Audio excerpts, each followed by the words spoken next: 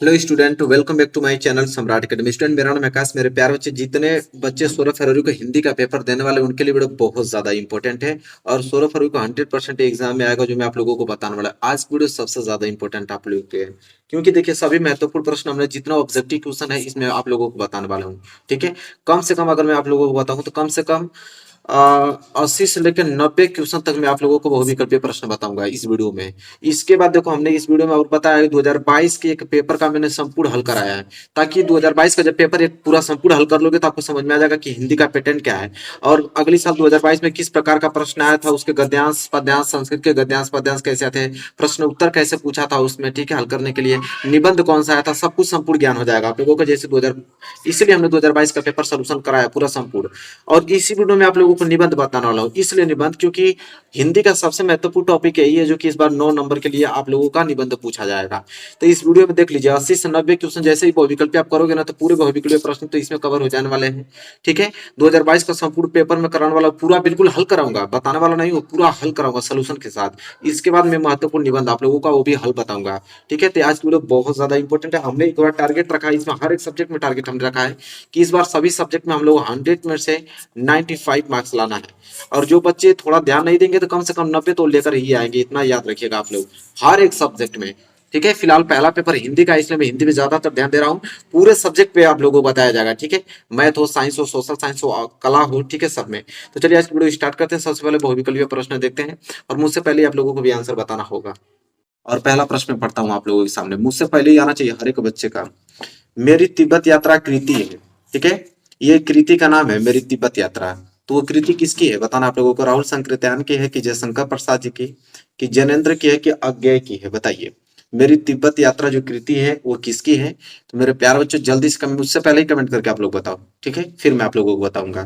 तो मेरी तिब्बत यात्रा कृति जो है वो है आप लोगों का ऑप्शन है, राहुल संकृत्यान की है। ठीक है, आई होप आप लोगों ने भी पहले ही ऑप्शन दिया होगा। अगर जितने बच्चों ने ए दिया होगा तो समझ लीजिए कि उनका आंसर बिल्कुल 100% सही है। ठीक है, उसको कोई गलत नहीं कर सकता है। तो मेरी तिब्बत यात्रा कृति राहुल संकृत्यान की, अभी याद कर लो क्योंकि समय बहुत कम है, 16 फरवरी आने में बीतेगा नहीं टाइम। ठीक है, देखो, क्या लिखूं, कितना प्यारा प्रश्न है। क्या लिखूं, किस विधा की रचना है, आप लोगों को बताना है। क्या लिखूं, किस विधा की रचना है, निबंध, कि नाटक, कि उपन्यास, की कहानी, बताइए। मेरे से पहले ही कमेंट करके आप लोगों को बताइए, क्या लिखूं, किस विधा की रचना है। तो मेरे प्यारे बच्चों, है आप लोगों का ऑप्शन नंबर ए, निबंध विधा की रचना है यह।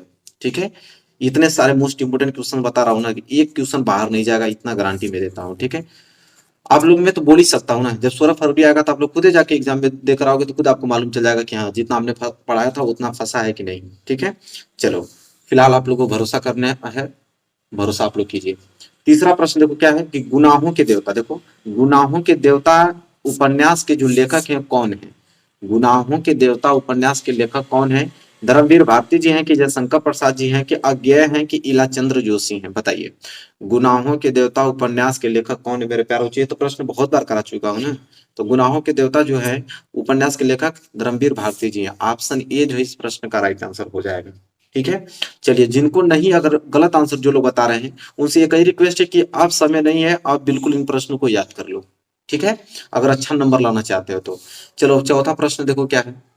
चिंतामणि, देखो क्या है, चिंतामणि निबंध संग्रह किसका है। चिंतामणि निबंध संग्रह है रामचंद्र शुक्ल जी का है, कि महावीर प्रसाद द्विवेदी जी का है, कि यशपाल जी का है, कि जैनेन्द्र जी का है, बताइए। चिंतामणि निबंध संग्रह, ये तो बहुत नॉर्मल क्वेश्चन है, बहुत इंपॉर्टेंट क्वेश्चन है। ठीक है, इसको तो हजारों बार करा चुका हूँ, और यूट्यूब के कम्युनिटी में भी इन क्वेश्चनों को मैं देता हूँ, ताकि आपकी प्रैक्टिस होती रहे। तो चिंतामणि निबंध संग्रह किसका है, तो सिंपल जवाब दोगे, रामचंद्र शुक्ल जी का है। ठीक है, चलिए, तो चौथा प्रश्न भी क्लियर हो गया। चलिए आगे बढ़ेंगे और पांचवा प्रश्न की तरफ। चलिए मेरे प्यारों, अगर पांचवा प्रश्न की अगर हम बात करें तो देखो, यह गबन। गबन उपन्यास किसका है। प्रसाद जी का है, कि निराला जी का है, कि प्रेमचंद्र जी का है, कि अज्ञेय का, बताइए। गबन उपन्यास किसका है, आप लोगों को बताओ, बहुत इंपॉर्टेंट प्रश्न नंबर पांचवा। तो देखो, गबन जो है वो किनका है, मुंशी प्रेमचंद्र जी का। ऑप्शन सी जो है इस प्रश्न का राइट आंसर हो जाएगा। जितने बच्चों ने सी दिया है आंसर बिल्कुल उनका 100% सही है। आगे अगर हम बढ़ेंगे प्रश्न नंबर 6 की तरफ, जल्दी से बताइए कमेंट करके क्या होगा राइट आंसर। कि आकाशदीप और ममता, आकाशदीप और ममता कृति है किसकी। जयशंकर प्रसाद जी की, कि हजारी प्रसाद द्विवेदी जी की, कि प्रेमचंद्र जी की, कि और आपका दिनकर जी की। ठीक है, बताइए आकाशद्वीप और ममता कृति किसकी है मेरे प्यारों, जो बहुत इंपॉर्टेंट है प्रश्न मैं आप लोगों को बता रहा हूँ। ठीक है, तो क्वेश्चन नंबर 6 का ऑप्शन ए राइट आंसर हो जाएगा, जयशंकर प्रसाद जी। आकाशद्वीप और ममता कृति किनकी है, जयशंकर प्रसाद जी की। आगे अगर हम बात करें, देखो प्रश्न नंबर 7 में क्या है कि कलम का सिपाही, ये तो बहुत सिंपल प्रश्न है। कलम का सिपाही की रचना किसने की, वृंदालाल वर्मा जी, अमृत राय, प्रेमचंद्र की, इनमें से कोई नहीं। बताइए, मैं थोड़ा समय देता हूँ, हालांकि क्वेश्चन सिंपल है बता दोगे, लेकिन मैं समय देता हूँ। कलम का सिपाही किसकी रचना है, मतलब किसने की इसकी रचना। ठीक है, तो ऑप्शन बी पे क्लिक करोगे सभी बच्चे, अमृत राय। ठीक है, चलिए आप प्रश्न नंबर 7वां भी क्लियर हो गया। आगे अगर हम बढ़े तो देखो प्रश्न नंबर 8वां। देखो प्रश्न नंबर 8वां क्या है, मर्यादा और हंस पत्रिका के जो संपादक हैं कौन है। मर्यादा और हंस पत्रिका के संपादक कौन है, जयशंकर प्रसाद जी हैं कि मुंशी प्रेमचंद्र जी हैं कि महादेवी वर्मा जी हैं कि धर्मवीर भारती हैं। बताइए मर्यादा और हंस पत्रिका के संपादक कौन है, बहुत इंपॉर्टेंट प्रश्न है। तो ऑप्शन बी पे ही क्लिक करोगे, मुझे मालूम है किन पे, मुंशी प्रेमचंद्र जी पे। मर्यादा और हंस पत्रिका के संपादक कौन है, मुंशी प्रेमचंद्र जी हैं। चलिए आगे अगर हम बात करें तो प्रश्न नंबर 9, देखो प्रश्न नंबर 9 है आपका कि धर्मयुग के संपादक कौन थे। धर्मयुग के संपादक कौन थे, श्री राम शर्मा जी, प्रेमचंद्र जी की, धर्मवीर भारती जी की, महादेवी वर्मा। बताइए धर्मयुग के संपादक कौन थे, बहुत प्यारा प्रश्न है क्वेश्चन नंबर 9। तो मेरे प्यारो जो ऑप्शन नंबर सी पे क्लिक करोगे तुरंत, धर्मवीर भारती पे। किन पे, धर्मवीर भारती। ठीक है, क्योंकि धर्मयुग धर्मवीर, इस तरह भी ट्रिक बना के याद कर लोगे, कभी भूल नहीं पाओगे। ठीक है, तो प्रश्न नंबर 9 भी क्लियर हो गया ना। चलो अगला प्रश्न देखते हैं, प्रश्न नंबर 10वां। देखो प्रश्न नंबर 10वां अगर हम बात करें तो छायावादी युग के प्रमुख लेखक हैं, मतलब 4 ऑप्शन दिया हूं, आपको बताना है कि छायावादी युग के इसमें से लेखक कौन है। यशपाल जी हैं कि वृंदावन लाल वर्मा जी हैं कि राम कुमार वर्मा जी हैं कि भारतेंदु हरिश्चंद्र जी हैं। बताइए छायावादी युग के प्रमुख लेखक इनमें से कौन है। ठीक है, तो मेरे प्यारे बच्चों वो हो जाएंगे ऑप्शन नंबर सी, कौन, राम कुमार वर्मा जी। ये जो है छायावादी युग के लेखक हैं। आगे अगर हम बढ़े तो प्रश्न नंबर 11 भी दिख ही रहा है आप लोगों को कि गुलाब राय, देखो कितना प्यारा प्रश्न है कि गुलाब राय द्वारा रचित आत्मकथा कौन सी है। गुलाब राय द्वारा रचित आत्मकथा कौन सी है, मेरी जीवन प्रवाह है कि मन की बातें कि मेरी असफलताएं कि नई पौध। बताइए गुलाब राय द्वारा रचित आत्मकथा कौन सी मेरे प्यारों, जो बहुत प्यारा प्रश्न है। ऑप्शन नंबर स्लिप सी पे क्लिक करोगे, मुझे मालूम है कि मेरी असफलताएं, बहुत पॉपुलर इनकी आत्मकथा है। ठीक है, तो गुलाब राय द्वारा रचित आत्मकथा कौन सी है, मेरी असफलताएं। ये प्रश्न बहुत ज्यादा इंपॉर्टेंट, एक बार और मैं रिक्वेस्ट करूंगा कि प्रश्न को अच्छे से याद कर लेना। ठीक है, भूलना मत। आगे अगर हम बात करें देखो अजात शत्रु, अजात शत्रु किस विधा की रचना है। बताओ संस्मरण विधा की कि रेखा चित्र विधा की नाटक विधा की कहानी विधा की। बताओ अजात शत्रु किस विधा की रचना है मेरे प्यारे बच्चों, तो सिंपल क्लिक करोगे ऑप्शन नंबर सी पे, नाटक विधा की रचना है अजात शत्रु। ठीक है, तो 12 का सी जो है राइट आंसर हो जाएगा। आगे अगर हम बढ़े तो देखो प्रश्न नंबर 13, ये प्रश्न बहुत सिंपल है कि तितली उपन्यास है किसका। तितली उपन्यास है जयशंकर प्रसाद जी का है कि प्रेमचंद्र जी का है कि आपके जैनेन्द्र की कि यशपाल की। बताइए, तो सिंपल जवाब दोगे तितली उपन्यास किनकी है, तो ऑप्शन नंबर ए पे क्लिक करोगे, जयशंकर प्रसाद जी की है। ठीक है, चलिए प्रश्न नंबर 13 भी हो गया। आगे अगर हम बढ़ेंगे देखो प्रश्न नंबर 14 की तरफ, क्या है प्रश्न नंबर 14 कि मेरी अपनी आत्मकथा, देखो क्या है, मेरी अपनी आत्मकथा किस विधा की रचना है, आप लोगों को बताना है मेरी अपनी आत्मकथा किस विधा की रचना है। रिपोर्टाज, उपन्यास, आत्मकथा की कहानी। बताइए मेरी अपनी आत्मकथा किस विधा की रचना है मेरे प्यारे बच्चों, तो ऑप्शन नंबर सी पे क्लिक कर दो, आत्मकथा विधा की रचना है। ठीक है, बहुत इंपॉर्टेंट प्रश्न है, ये याद होने चाहिए सारे प्रश्न। चलिए तो प्रश्न नंबर 14 भी हो गया, प्रश्न नंबर 15 की तरफ बढ़ते हैं। देखो मेरे प्यारे बच्चों अगला प्रश्न, प्रश्न नंबर 15 क्या है कि भारतीय संस्कृति नामक निबंध के लेखक हैं। भारतीय संस्कृति नामक निबंध के लेखक हैं कौन, धर्मवीर भारती, डॉक्टर राजेंद्र प्रसाद, प्रताप नारायण मिश्र की रामचंद्र शुक्ल। बताइए भारतीय संस्कृति नामक निबंध के लेखक हैं कौन है मेरे प्यारे बच्चों, बहुत प्यारा प्रश्न है, प्रश्न नंबर 15। ठीक है, तो ऑप्शन नंबर बी पे क्लिक करोगे। ठीक है, भारतीय संस्कृत निबंध के लेखक कौन है, डॉक्टर राजेंद्र प्रसाद जी हैं। और यह प्रश्न बहुत इंपॉर्टेंट है, भारतीय संस्कृति चैप्टर भी तो है, उसी के तो निबंध के लेखक पूछ रहा है, डॉक्टर राजेंद्र प्रसाद जी हैं, सिंपल। चलो आगे बात करते हैं, देखो प्रश्न नंबर 16, संस्कृति के 4 अध्याय के लेखक हैं। संस्कृति के 4 अध्याय के लेखक हैं डॉक्टर हजारी प्रसाद द्विवेदी जी, महावीर प्रसाद द्विवेदी जी, रामधारी सिंह दिनकर जी, कि इनमें से कोई नहीं? बताइए। संस्कृति के 4 अध्याय के लेखक कौन है? यह प्रश्न पूछ रहा है। तो मेरे प्यारे बच्चों, रामधारी सिंह दिनकर जी हैं। ऑप्शन नंबर सी इस प्रश्न का राइट आंसर हो जाएगा। ठीक है। इसी के साथ हम अगले प्रश्न की तरफ अग्रसर होंगे और प्रश्न नंबर 17 में देखो, अजंता अजंता पुरातत्व संबंधी लेख के रचनाकार कौन है? ठीक है। अजंता चैप्टर भी है, तो उसको कौन लिखे हैं बताइए? भगवत शरण उपाध्याय जी लिखे हैं कि हरिभाऊ उपाध्याय जी, की जयप्रकाश भारती जी, की धर्मवीर भारती जी?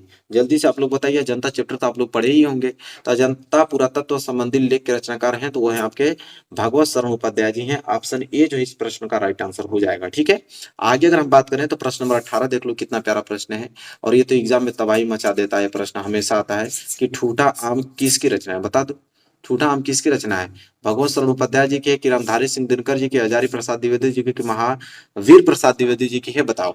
ठूठा आम किसकी रचना है मेरे प्यारे? तो क्वेश्चन नंबर 18 का राइट आंसर क्या होगा? तो सिंपल ऑप्शन नंबर ए पे क्लिक कर दो, भगवत शरण उपाध्याय पे।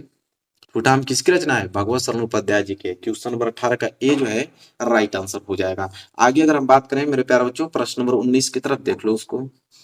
देख लो प्रश्न नंबर 19 क्या है। बहुत प्यारा प्रश्न आ गया ना, कि पानी में चंदा और चांद पर आदमी के लेखक कौन है?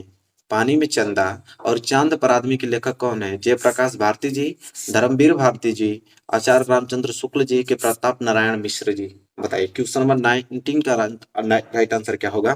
कि पानी में चंदा और चांद पर आदमी के लेखक कौन है? तो मेरे प्यारे बच्चों, सिंपल ऑप्शन ए पे क्लिक करोगे, जयप्रकाश भारती जी है।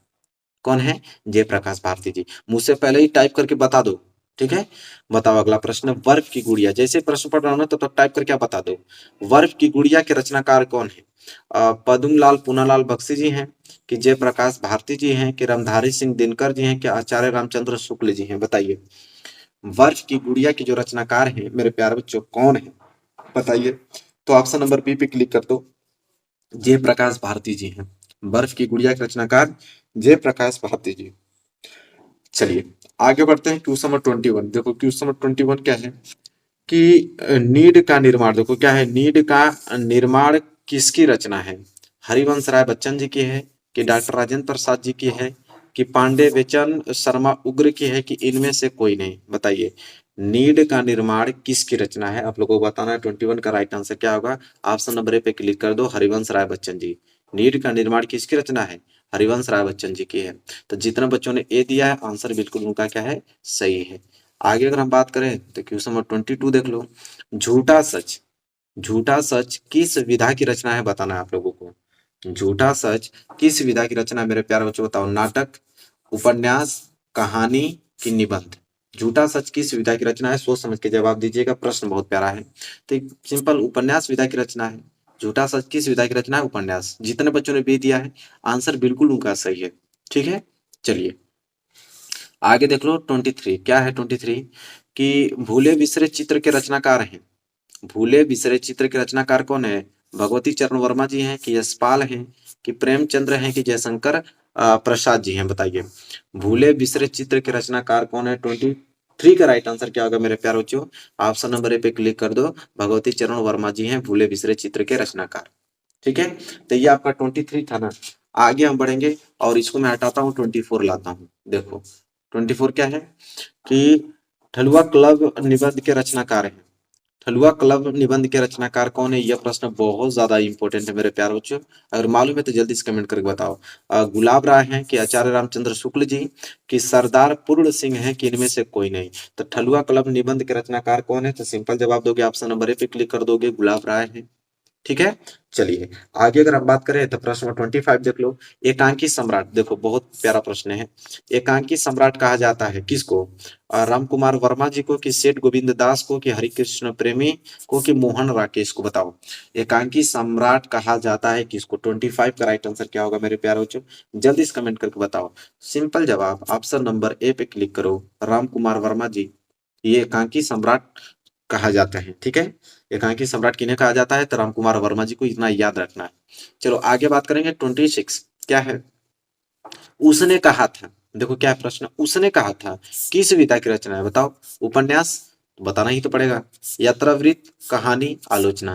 ये प्रश्न बता चुका हूं। उसने कहा था किस विधा की रचना है मेरे प्यारे बच्चों? ऑप्शन नंबर सी पे क्लिक करो ना, कहानी विधा की रचना है। ठीक है, चलो आगे बात करेंगे 27। देखो 27 क्या है, त्याग पत्र के लेखक का नाम है। त्याग पत्र के लेखक का नाम क्या है मेरे प्यारे बच्चों?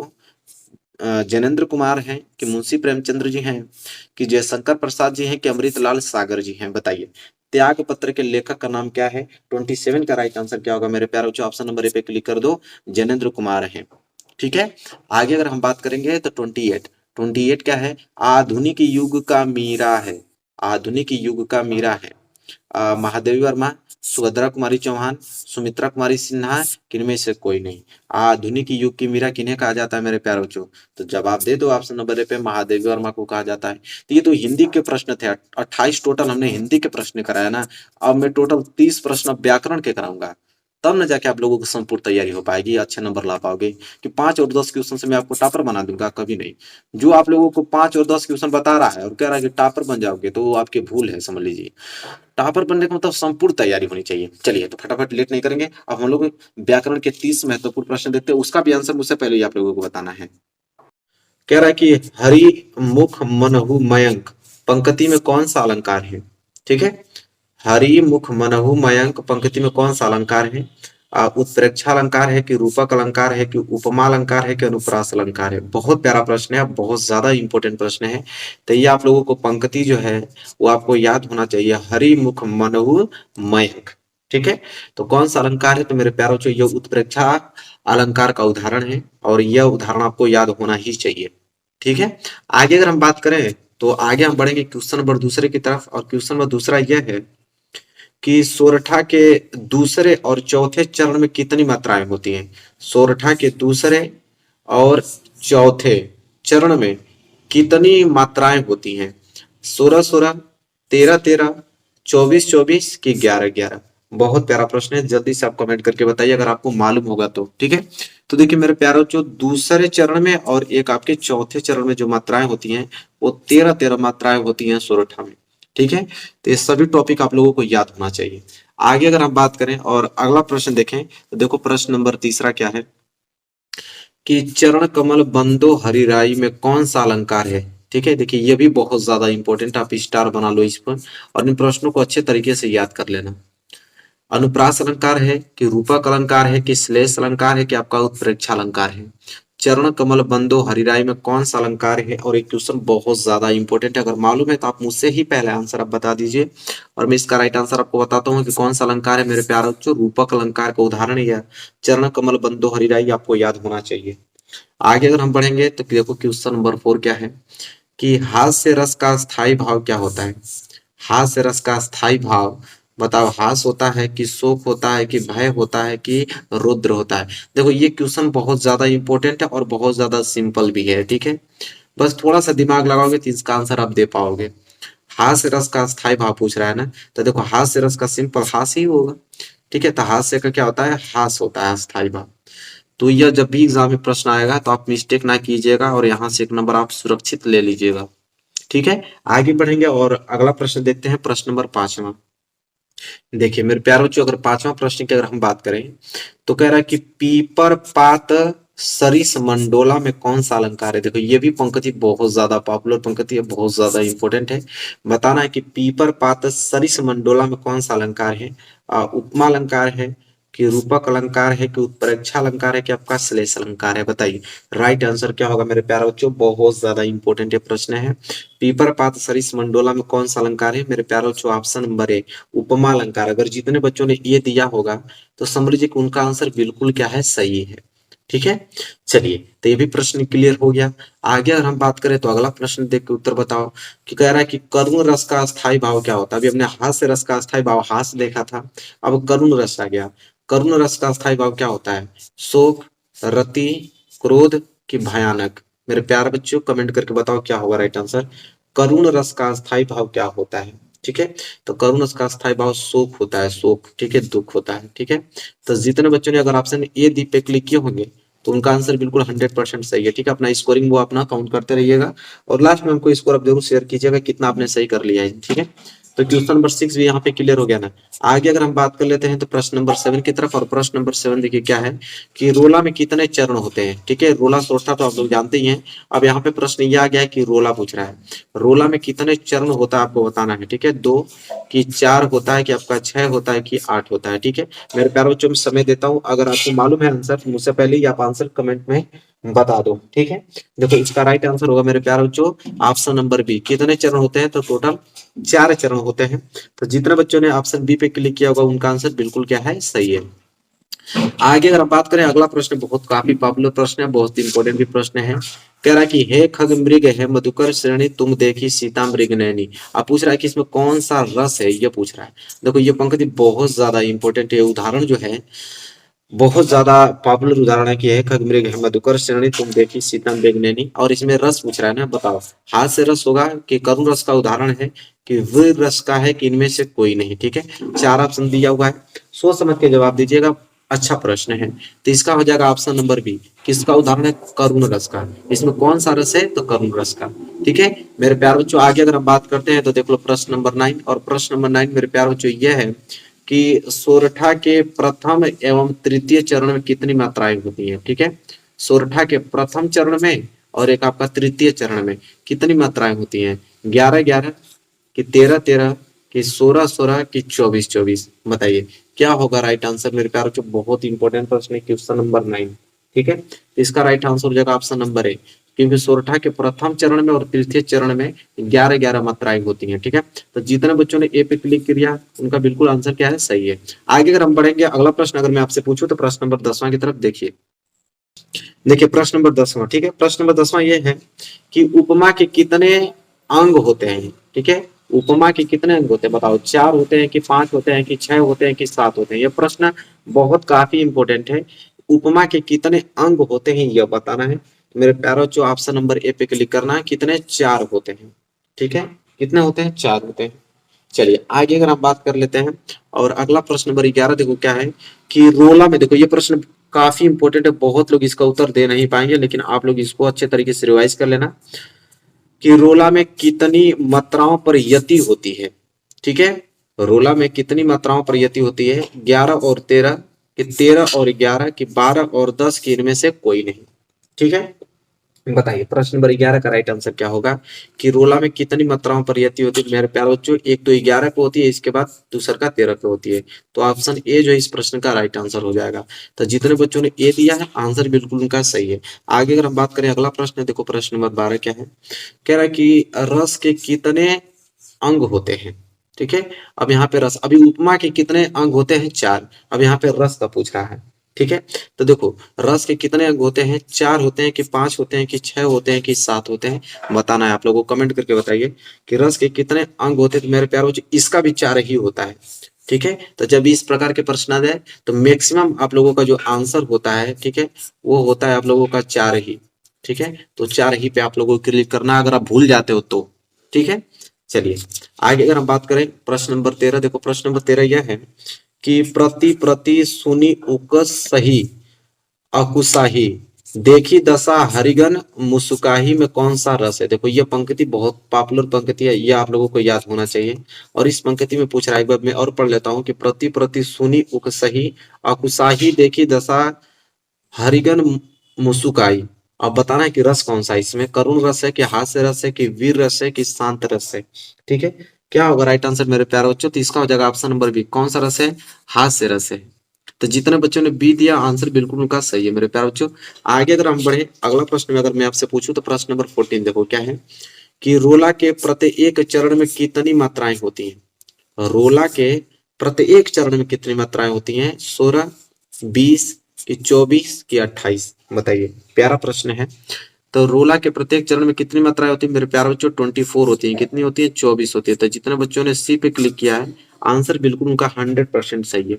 ठीक है, चलिए आगे अगर हम बढ़ेंगे, अगला प्रश्न में अगर मैं आपसे पूछूं प्रश्न नंबर 15, चलिए उसको देखते हैं। चलिए देखिए प्रश्न नंबर 15, प्रश्न नंबर 15 यह है कि शोक विकल सब रोवही रानी, शोक विकल सब रोवही रानी रूपशील बल तेज बखानी में कौन सा रस है। देखो ये भी पंक्ति बहुत ज्यादा इंपॉर्टेंट है, ठीक है, याद होना चाहिए। बताओ कौन सा रस है, भयानक कि करुण कि विभक्त स्व कि भयानक। तो एक बात तो जो थोड़ा सा भी दिमाग लगाएगा ना तो इसका आंसर दे पाएगा, क्योंकि भयानक रस थोड़ी होता है, विभक्त से थोड़ी होता है भयानक। जब भी होगा तो करुण रस होगा, सिंपल। तो थोड़ा सा भी दिमाग काम करेगा ना तो इसका आंसर आप दे पाओगे अच्छे से। ठीक है, चलिए। तो देखो प्रश्न नंबर 15 भी यहाँ पे क्लियर हो गया। आगे अगर हम बात करेंगे तो प्रश्न नंबर 16 आपके सामने है कि जहां देखो, यह आप लोगों का परिभाषा ही पूछ दिया कि जहां उपमेय में उपमान की संभावना की जाए वहां कौन सा अलंकार होता है। जहां उपमेय में उपमान की संभावना की जाए वहां कौन सा अलंकार होता है, बताओ। अनुप्रास अलंकार होता है, उत्प्रेक्षा अलंकार होता है, कि रूपक अलंकार होता है, कि यमक अलंकार होता है। तो मेरे प्यारे बच्चों देखो, यह परिभाषा आप लोगों को याद होना चाहिए किसका है, तो ये उत्प्रेक्षा अलंकार का होता है। क्योंकि जहां उपमेय में उपमान की संभावना की जाए वो कौन सा अलंकार कहलाता है, उत्प्रेक्षा अलंकार कहलाता है। ठीक है, चलिए। और प्रश्न नंबर 17वां देखो, ये भी अब परिभाषा पे ही आ गया कि जहां उपमेय में उपमान की निषेध रहित अभेद आरोप किया जाए, वहां पे तो संभावना की जा रही थी, लेकिन यहाँ पे निषेध रहित अभेद आरोप किया जाए वहां कौन सा अलंकार होता है। तो उत्प्रेक्षा तो होगा नहीं, होगा। अब बता रहा है तीनों में से रूपक अलंकार होगा कि श्लेष अलंकार होगा कि उपमा अलंकार होगा। ठीक है, तो मेरे प्यारे बच्चों सिंपल आप जवाब दोगे कि रूपक अलंकार होगा। ठीक है, चलिए। तो ये भी क्लियर हो गया कि जहां उपमेय में उपमान का निषेध रहित अभेद आरोप किया जाता है वहां कौन सा अलंकार होता है, रूपक अलंकार होता है वो। ठीक है, आगे अगर हम बात करेंगे प्रश्न नंबर 18, देखिए प्रश्न नंबर 18 यह है कि रसों की संख्या है। अब यहाँ पे रसों की संख्या पूछ गया, कितने रस होते हैं बताइए, 7 होते हैं कि 8 होते हैं कि 9 होते हैं कि इनमें से कोई नहीं। ठीक है, रसों की संख्या पूछ रहा है कि रस कितने प्रकार के होते हैं। ठीक है, उसकी संख्या तो मैं आपको बताऊं, रस की टोटल संख्या कितनी होती है, तो वो 9 होती है। कितने रस होते हैं टोटल, 9 रस होते हैं। तो ये सारे पॉइंट मैं आपको जो बता रहा हूँ, ये सारे पॉइंट्स आपको याद होने चाहिए, एक प्रश्न इधर नहीं जाएगा। ठीक है, बाहर। आगे अगर हम बात करेंगे प्रश्न नंबर 19, कह रहा है कि अनादर शब्द में कौन सा उपसर्ग लगा है, ये बताना है। अनादर शब्द में कौन सा उपसर्ग लगा है, अन लगा है कि अनु लगा है कि अ लगा है कि आ। अगर मैं उपसर्ग की बात करूं तो उपसर्ग जब भी आपसे पूछ देगा तो उपसर्ग का मतलब होता है कि किसी वाचक शब्द में आगे जुड़कर उस वाक्य को पूरा करना, उस शब्द को बनाना। तो उपसर्ग हमेशा आगे ही लगा होता है। तो अनादर में आगे कौन लगा है, तो सिंपल आपको दिख रहा होगा, अन लगा है। ठीक है, अन प्लस आदर अनादर होगा। तो अन यहाँ पे योजक शब्द है, मतलब ऑप्शन ए जो है इस क्वेश्चन का राइट आंसर हो जाएगा। इसी तरह अगर हम आगे बात करें तो देखो, 4 राहों का समूह का समास बनेगा। ठीक है, 4 राहों के समूह को हम क्या कहते हैं, 4 मार्ग कहते हैं कि चौराहा कहते हैं कि 4 राह कहते हैं कि इनमें से कोई नहीं, बताइए। तो सिंपल है, 4 राहों के समूह को हम चौराहा कहते हैं। जहाँ पे चौराहा देखे होंगे ना, इस तरह चौराहा होता है, तो उसे बोलते हैं 4 राहों का समूह। तो 4 राहों के समूह को हम क्या बोलते हैं, चौराहा बोलते हैं। तो जितने बच्चों ने बी दिया है आंसर बिल्कुल उनका सही है। चलिए आगे बढ़ते हैं और अगला प्रश्न में अगर आपसे पूछें, प्रश्न नंबर 21 क्या है, पूछा है कि बादल, बादल का पर्यायवाची शब्द होगा, बताइए। बादल का पर्यायवाची शब्द क्या होगा, वारिद होगा कि नीरज होगा कि पंकज होगा कि अंबुज होगा। देखो ये प्रश्न वाकई में बहुत इंपॉर्टेंट प्रश्न है कि बादल का पर्यायवाची शब्द होगा। तो सिंपल आप जवाब दोगे वारिद होगा, क्योंकि पर्यायवाची शब्द आपको याद होना ही चाहिए। ठीक है, तो जितना अच्छे से आपको याद करना होगा याद कर लेना। ठीक है, लेकिन बादल का हमेशा पूछता है, इसलिए हमने इस प्रश्न को लिया है। ठीक है, अभी 2022 में पूछा था। ठीक है, चलिए आगे अगर हम बात कर लेते हैं, देखो यह प्रश्न, ये सभी प्रश्न याद होने चाहिए, बता देता हूँ 100% लिखित के प्रश्न आने वाले हैं। बोला है कि प्रत्येक में कौन सी संधि है। देखिए जब संधि की बात आए, जब भी आपको क्वेश्चन संधि पूछे तो एक ही संधि आपको 2023 में पढ़ना है। 2023 में एक ही संधि है, यड़ संधि। तो आंख बंद करके ही ना इस पे आपको ट्रिक करना है। वृद्धि संधि, गुण संधि, दीर्घ संधि तो है ही नहीं, तो वहां से हम ऑप्शन कहाँ क्लिक करेंगे। एक ही संधि पढ़ना है तो वो उसी संधि का हमें उदाहरण देगा। ठीक है, तो प्रत्येक में कौन सी संधि है, यड़ संधि, सिंपल। तो जितने बच्चों ने ए दिया आंसर बिल्कुल उनका सही है। चलिए देखो यह प्रश्न वाकई में इंपॉर्टेंट है कि स्वागतम का संधि विग्रह होगा। अगर मैं स्वागतम का संधि विच्छेद करूं तो क्या होगा, सुधन आगतम होगा कि स्वाधन आगतम होगा कि सुधन गतम होगा कि स्वधन आगतम होगा। तो ये तो बहुत सिंपल प्रश्न है, बचपन से ही पढ़ते आ रहे हो आप लोग कि स्वागतम का अगर संधि अगर हम विग्रह कर दें तो होगा सुधन आगतम होता है। क्या होता है, सुधन आगतम। तो जितने बच्चों ने ए दिया है उनका आंसर बिल्कुल क्या 100% क्या है, सही है। ठीक है, चलिए मेरे प्यारे बच्चों इसको मैं साइड करता हूं। अगर आगे हम बात करें तो अगला प्रश्न देख लो 24 क्या है कि इत्यादि में कौन सी संधि, अब यहाँ पे पूछ रहा है इत्यादि में कौन सी संधि है। अभी हमने बात किया आप लोगों के सामने कि जब संधि के बाद आ जाए तो एक ही संधि पे आप लोग क्लिक करना है, यड़ संधि। ब्रिज संधि, गुण संधि, दीर्घ संधि ये तो है ही नहीं, मात्र एक ही संधि पढ़ना है तो एड़ ही संधि होगा। तो देखो संधि वाले तो प्रश्न गलती नहीं कर पाओगे कभी जिंदगी में, क्योंकि एक ही ऑप्शन है, उसी पे क्लिक ही करना है, उसके अलावा कोई है ही नहीं। आगे अगर हम बात कर लेते हैं 25, देखो 25 क्या है, कह रहा है कि अनु उपसर्ग लगाकर सही शब्द बनेगा। उपसर्ग का मतलब आगे, अगर मैं किसी शब्द में आगे अनु लगा दूं तो उसे कौन सा सही शब्द बनेगा, ये हमें चयनित करना है। ठीक है, देखो अनुभाव की औनुचित्य की अनाचार की अनुचित, ठीक है, बताइए। तो देखो अनु उपसर्ग लगाकर सही शब्द जो बनेगा वो होता है अनुभाव। ठीक है, क्या होता है, अनुभाव। तो 25 का ए जो है राइट आंसर हो जाएगा। ठीक है, तो जितने बच्चों ने ए दिया है समझ लीजिए कि आंसर उनका बिल्कुल क्या है, सही है। चलिए आगे अगर हम बढ़े, अगला देखो 26 क्या है, आहट क्या है, आहट प्रत्यय युक्त शब्द है। देखो प्रत्यय आ गया, अभी उपसर्ग आ रहा था ना, प्रत्यय, प्रत्यय लास्ट में जुड़ता है और उपसर्ग आगे जुड़ता है। ठीक है, तो आहट प्रत्यय युक्त शब्द कौन है, सजावट, थकावट, जगमगाहट की लिखावट। ठीक है, बताइए, सोच समझ के जवाब आप दीजिएगा। ठीक है, तो देखो आहट किस में आ रहा है, जगमगाहट, जगमगाहट, आहट आ रहा है ना, ऑप्शन सी जो है इस प्रश्न का राइट आंसर हो जाएगा। तो 26 का सी। ठीक है मेरे प्यारे बच्चे, चलिए आगे अगर हम बढ़े, अगला देखो 27 क्या है, 27 है कि गंगा यमुना का समास विग्रह है। अगर गंगा यमुना का समास विग्रह करेंगे तो क्या होगा, गंगा और Yamuna, Ganga Yamuna, Ganga plus Yamuna, Ganga plus Yamuna plus Ganga. देखो एक ट्रिक बताता हूँ, जब भी आपको योजक चिन्ह दे, देखिए गंगा और योजक चिन्ह फिर यमुना, तो योजक चिन्ह को जब हटाते हैं तो यहाँ पे हम और लगाते हैं, क्या लगाते हैं, और। तो सिंपल जवाब होगा ऑप्शन नंबर ए। देखो गंगा और योजक चिन्ह को हटाया तो हमने और लगाया, और यमुना को जस्ट हमने उतार दी, तो गंगा और यमुना होगा। तो इस प्रकार हम लोग क्वेश्चन को वेरीफाई करेंगे। चलिए आगे बात करें 28, देखो क्या है, कह रहा है कि हस धातु लट लकार उत्तम पुरुष बहुवचन में रूप होगा। कह रहा है कि जो हस धातु है उसका अगर मैं लट लकार उत्तम पुरुष और बहुवचन का रूप कौन सा होगा, हसामा होगा कि हसावा होगा कि हसामीय होगा कि असंति होगा। ठीक है, 28 का राइट आंसर मेरे प्यार बच्चों होगा ऑप्शन नंबर ए, क्योंकि लट लकार उत्तम पुरुष और बहुवचन का रूप यही होता है, हसामा होता है, हस धातु का। ठीक है, तो आप लोगों को धातु रूप भी आप लोगों को याद होना चाहिए। ठीक है, अच्छे तरीके से, तभी आप इन प्रश्नों का जवाब आप दे पाओगे। देखो ये प्रश्न इंपॉर्टेंट है, अच्छी शब्द का तद्भव शब्द होता है। ठीक है, अच्छी शब्द का अगर तद्भव शब्द पूछ रहा है तो अच्छी का क्या होता है, आंख होता है कि कान होता है कि भाव होता है कि दांत। तो सिंपल कोई भी आपको जवाब दे देगा कि अच्छी शब्द का तद्भव आंख होता है, अच्छी का क्या होता है, आंख। ये आपका तत्सम है, अच्छी जो है वो तत्सम शब्द है और आंख जो है तद्भव शब्द है। अब देखो यहाँ पे तत्सम पूछ लिया है, देखो काज जो है तद्भव है, तो कह रहा है कि काज का तत्सम रूप क्या कहलाएगा, कार्य कहलाएगा कि कर्म कहलाएगा कि छिद्र कहलाएगा कि श्रम कहलाएगा। तो काज काम सबको मालूम है, काज और काम, तो काज काम को क्या बोलते हैं, कार्य बोलते हैं, तो काज शब्द का तत्सम क्या होगा, कार्य होगा। तो ऑप्शन ए जो इस प्रश्न का राइट आंसर हो जाएगा। मीमांसा के रचनाकार हैं, बताओ रस मीमांसा के रचनाकार कौन है, जल्दी से कमेंट पूरा एकदम भर जाना चाहिए कमेंट में। रस मीमांसा के रचनाकार कौन है, आचार्य रामचंद्र शुक्ल जी हैं कि महावीर प्रसाद द्विवेदी जी हैं, हजारी प्रसाद द्विवेदी जी हैं कि पंडित बालकृष्ण भट्ट जी हैं। अब मैं पढ़ दिया ना, तुरंत समय दे रहा हूँ और तुरंत बताओ कि इसका चारों में से कौन सा राइट आंसर होगा। ठीक है, रस मीमांसा का रचनाकार कौन है मेरे प्यारे बच्चों, ऑप्शन ए पे क्लिक करो, आचार्य रामचंद्र शुक्ल जी। एक बार नहीं कम से कम 20 बार हमने बता चुका है इस प्रश्न को। ठीक है, तो एकदम जबान पर होना चाहिए आप लोगों को। रस मीमांसा का रचनाकार कौन है, आचार्य रामचंद्र शुक्ला। इससे बाहर बोर्ड एग्जाम में कभी जिंदगी में नहीं आ सकता है, तो लिखित बता रहा हूँ आप लोगों को। चलो देखो प्रश्न नंबर दूसरा, त्याग पत्र किस विधा की रचना है, बताइए। त्याग पत्र किस विधा की रचना है मेरे प्यारे बच्चों, बताओ। जीवनी, उपन्यास, नाटक, निबंध। त्याग पत्र किस विधा की रचना है, जल्दी से कमेंट करके आप बताइए कि क्या होगा इसका राइट आंसर, कि त्याग पत्र किस विधा की रचना है। तो ऑप्शन बी पे क्लिक कर दो, जितने बच्चे ने उपन्यास पे क्लिक किया है, बी पे क्लिक किया, उनका आंसर बिल्कुल 100% सही है। ठीक है, कोई गलत नहीं कर सकता है। तो इसी तरह आप लोग एकदम पूरा का पूरा आंसर देना है आप लोगों को, लास्ट में कमेंट करके स्कोर अपना जरूर बताना है। मैं तुरंत अनुमान लगाऊंगा कि भाई मेरे बच्चों की तैयारी कहाँ तक मतलब चल रही है।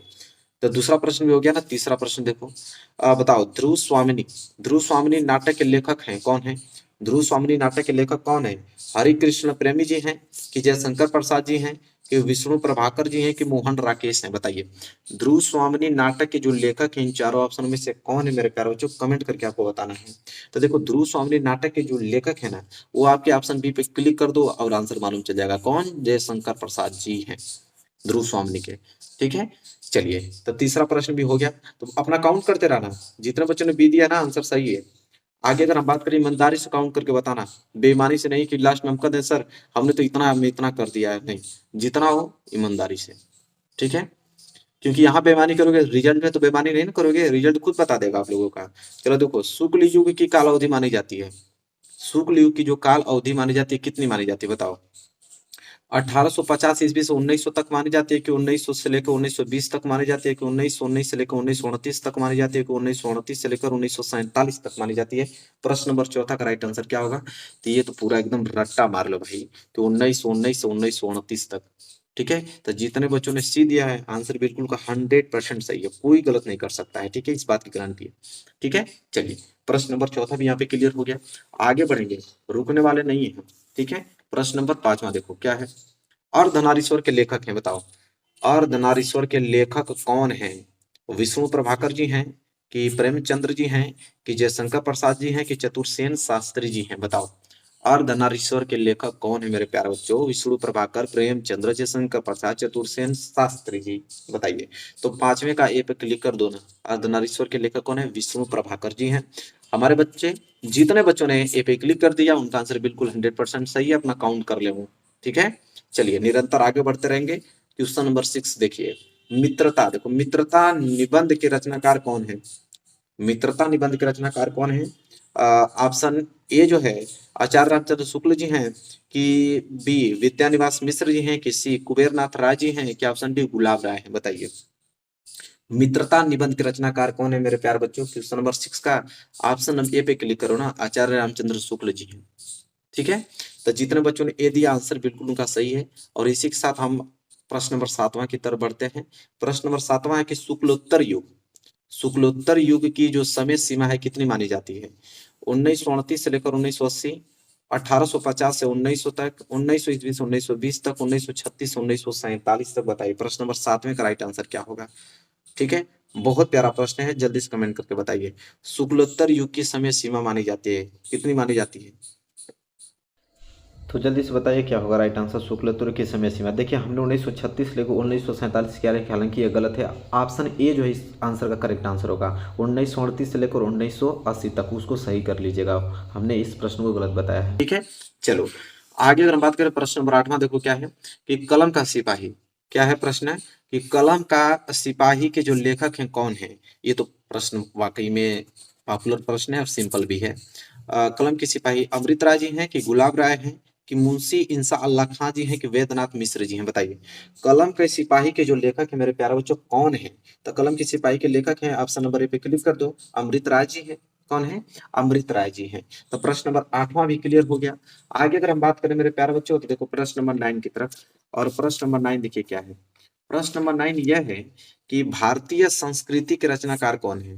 भारतीय संस्कृति के रचनाकार, ऑप्शन है डॉक्टर राजेंद्र प्रसाद जी हैं कि पद्मलाल पूनालाल बख्शी जी हैं कि आचार्य रामचंद्र शुक्ल जी हैं कि डॉक्टर हजारी प्रसाद द्विवेदी जी? भारतीय संस्कृति जो चैप्टर है उसके रचनाकार कौन है बताना है। तो ऑप्शन ए पे क्लिक कर दो ना, डॉक्टर राजेंद्र प्रसाद जी तो हैं भारतीय संस्कृति के रचनाकार। कौन? डॉक्टर राजेंद्र प्रसाद जी हैं। तो 9 का ए जो है राइट आंसर हो गया। आगे अगर हम बात करें तो प्रश्न नंबर 10वां देख लो, अजंता क्या है? अजंता के रचनाकार बताना है कि अजंता के जो रचनाकार हैं कौन है? तो देखिए, अजंता के रचनाकार भगवत शरण उपाध्याय जी हैं कि हरिभाऊ उपाध्याय जी हैं कि आपके डॉक्टर हजारी प्रसाद द्विवेदी जी हैं कि जयशंकर प्रसाद जी हैं? सोच समझ के जवाब देना। अजंता के रचनाकार, तो अजंता भी चैप्टर आप लोग पढ़े होंगे, तो कौन है? ऑप्शन नंबर ए भगवत शरण उपाध्याय जी हैं। तो जितने बच्चों ने ए दिया आंसर बिल्कुल उनका 100% सही है। ठीक है, तो ये सारे चैप्टरों के जो रचनाकार हैं वो याद ही होना चाहिए आप लोगों को, उससे प्रश्न बनता ही बनता है। ठीक है, आगे अगर हम बात करें प्रश्न नंबर 11, तो देख लो प्रश्न नंबर 11 है कि गोदान, क्या प्रश्न है कि गोदान किस युग का उपन्यास है बताना है। गोदान जो है किस युग का उपन्यास है? शुक्ल युग का है कि शुक्लोत्तर युग का है कि द्विवेदी युग का है कि आधुनिक युग का है? बताइए, वेरी वेरी मोस्ट इंपोर्टेंट एक क्वेश्चन में आप लोगों के लिए लेकर आया हूँ गोदान।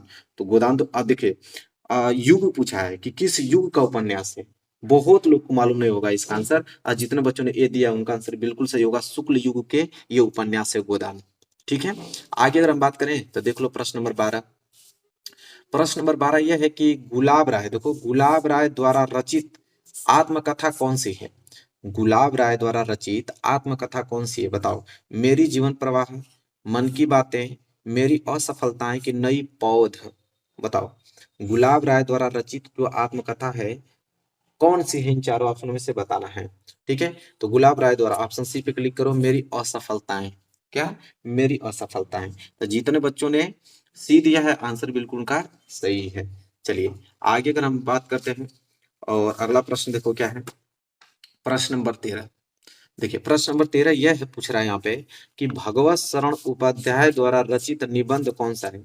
भगवत शरण उपाध्याय द्वारा रचित निबंध कौन सा है? ठूठा आम, कि ठेले पर हिमालय, की दृष्टिकोण, की नदी के द्वीप। तो देखो भगवत शरण उपाध्याय द्वारा रचित निबंध सबसे पॉपुलर वही तो है, ठूठा आम। ठीक है, तो ऑप्शन ए जो इस प्रश्न का राइट आंसर होगा। तो जितने बच्चों ने ए दिया है बिल्कुल उनका करेक्ट आंसर है। आगे अगर हम बात करें क्वेश्चन नंबर 14 की तरफ, तो देखिए क्वेश्चन नंबर 14 यह है कि जो कृति कंकाल के लेखक कौन है? ये जो कंकाल है ना, कृति का नाम है, और इसके लेखक कौन है यही पूछ रहा है। जयशंकर प्रसाद जी हैं, कि मुंशी प्रेमचंद्र जी हैं, कि राम कुमार वर्मा जी हैं, कि मैथिली शरण गुप्त जी हैं। तो 14 का राइट आंसर क्या होगा? कंकाल के लेखक, कृति कंकाल के लेखक कौन है? तो मेरे प्यारे बच्चों ऑप्शन नंबर ए इस प्रश्न का राइट आंसर हो जाएगा, जयशंकर प्रसाद जी। ठीक है, चलिए आगे बढ़ते हैं। और अगला प्रश्न अगर मैं आपसे पूछूं, प्रश्न नंबर 15। देखिए प्रश्न नंबर 15 क्या है कि अथाह सागर के लेखक हैं। अथाह सागर के लेखक कौन हैं? जयप्रकाश भारती जी हैं, कि गुलाब राय हैं, कि डॉक्टर श्याम सुंदर दास जी हैं, कि जैनेन्द्र कुमार जी हैं। बताइए। अथाह सागर के लेखक पूछ रहा है। प्रश्न नंबर 15 का राइट आंसर मेरे प्यारे बच्चों ऑप्शन ए पे क्लिक कर दो, जयप्रकाश भारती जी हैं। अजय प्रकाश भारती के जो यह रचना है सबसे ज्यादा महत्वपूर्ण है सागर। कौन? अथाह सागर। ठीक है, तो ये आपको याद होना ही चाहिए। ठीक है, चलिए तो जितने बच्चों ने ए दिया है ना उनका आंसर बिल्कुल सही है, कोई दिक्कत नहीं है। आगे अगर हम बढ़ेंगे, प्रश्न नंबर 16 देख लो क्या है कि मेरी आत्मकथा जीवनी के लेखक है। मेरी आत्मकथा जीवनी के लेखक कौन है? डॉक्टर राजेंद्र प्रसाद जी हैं, कि डॉक्टर हजारी प्रसाद जी हैं, कि डॉक्टर जयशंकर प्रसाद जी हैं, कि डॉक्टर हरिवंश राय बच्चन जी हैं। मेरी आत्मकथा जीवनी के लेखक कौन है? जल्दी से कमेंट करके बताइए। तो इसका ए जो है राइट आंसर हो जाएगा, डॉक्टर राजेंद्र प्रसाद। मेरी आत्मकथा जीवनी के लेखक कौन है? डॉक्टर राजेंद्र प्रसाद जी हैं। चलिए आगे अगर हम बढ़ेंगे, अब प्रश्न नंबर 17 पूछूं, तो प्रश्न नंबर 17 जो है, लहरों के राजहंस के लेखक का नाम है। लहरों के राजहंस के लेखक का नाम क्या है? मोहन राकेश है, कि प्रेमघन है, कि गुलाब राय है, कि रामधारी सिंह दिनकर जी। लहरों के राजहंस के जो लेखक हैं उनका नाम क्या है? तो 17 का ए जो है राइट आंसर हो जाएगा। कौन? मोहन राकेश। लहरों के राजहंस के लेखक का नाम मोहन राकेश। जितने बच्चों ने ए दिया आंसर बिल्कुल उनका सही है, काउंट कर लेंगे। आगे अगर हम बढ़े तो ये प्रश्न नंबर 17 तक कंप्लीट हो गया है। आगे बहुत सारे क्वेश्चन कराऊंगा, ठीक है, क्योंकि टारगेट ही सबसे बड़ा हमने लिया है तो उतना प्रश्न करना ही पड़ेगा। प्रश्न नंबर 18 की अगर हम बात करें तो देखिए, तौलिए किस विधा पर आधारित है? तौलिए किस विधा पर आधारित ये जो रचना है बताना है आप लोगों को। नाटक, की निबंध है, कि एकांकी, की कहानी। ठीक है, तो सोच समझ के कमेंट कीजिएगा। ये प्रश्न जो है ना बहुत हाईलाइटेड और बहुत ज्यादा इंपॉर्टेंट है, बहुत सारे बच्चों को नहीं मालूम होगा। ठीक है, कुछ ही बच्चे ऐसे जो रेगुलर पढ़ते होंगे जिनको ये प्रश्न मालूम होगा। ये सारे एग्जाम में प्रश्न आएंगे। ठीक है, तो देखो ये क्या है, एकांकी विधा पर आधारित रचना है तौलिया। ठीक है, तो याद कर लेना है। तो 18 का सी जो है राइट आंसर है। आगे अगर हम बात करें तो अगला प्रश्न अगर मैं आगे बढ़ू तो देखो प्रश्न नंबर 19। अब प्रश्न नंबर 19 जो है वो यह है कि गेहूं और गुलाब किसकी रचना है? देखो ये प्रश्न बहुत ज्यादा हाईलाइटेड है।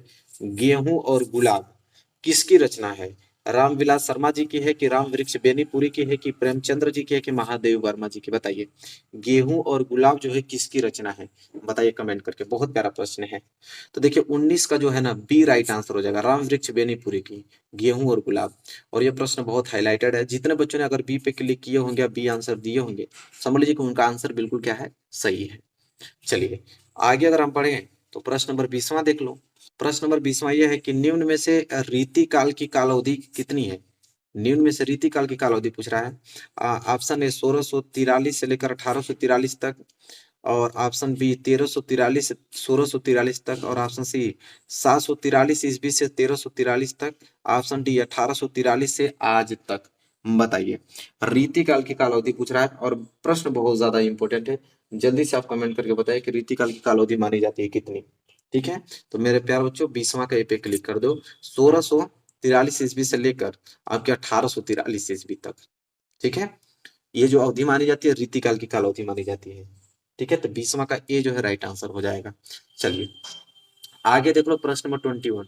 प्रश्न नंबर 21 है कि कुमकुम किस विधा की रचना है? कुमकुम किस विधा की रचना है बताइए। ऑप्शन ए कविता संग्रह, ऑप्शन बी निबंध, ऑप्शन सी नाटक और ऑप्शन डी गद्य काव्य। ठीक है, कुमकुम किस विधा की रचना है बताना है। 21 का राइट आंसर क्या होगा मेरे प्यारे बच्चों? ऑप्शन ए पे ही क्लिक करना चाहिए आप लोगों को, कविता संग्रह ही है। ठीक है, कुमकुम किस विधा की रचना है? तो कविता संग्रह की।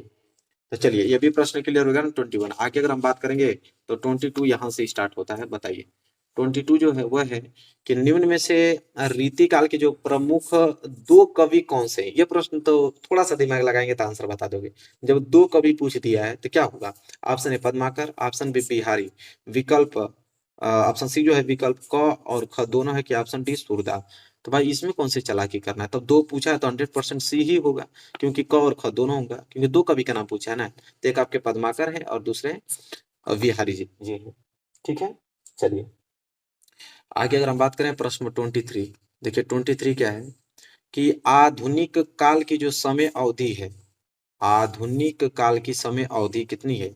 1850 से 1900 तक, 1900 से 1920 तक, 1919 से 1929 तक, 1843 से वर्तमान तक। बताइए आधुनिक काल की पूछ रहा है कि आधुनिक काल की समय अवधि क्या है। तो मेरे प्यारे बच्चों अभी तक तो आधुनिक काल ही चल रहा है। तो 1843 से वर्तमान तक अभी तक जो सारे चल रहे हैं वो किसके अंतर्गत आते हैं? आधुनिक काल के अंतर्गत आते हैं। ठीक है, चलिए आगे अगर हम बात करें तो अगला प्रश्न देख लो, प्रश्न नंबर 24। अब प्रश्न नंबर 24 क्या है ध्यान दीजिए।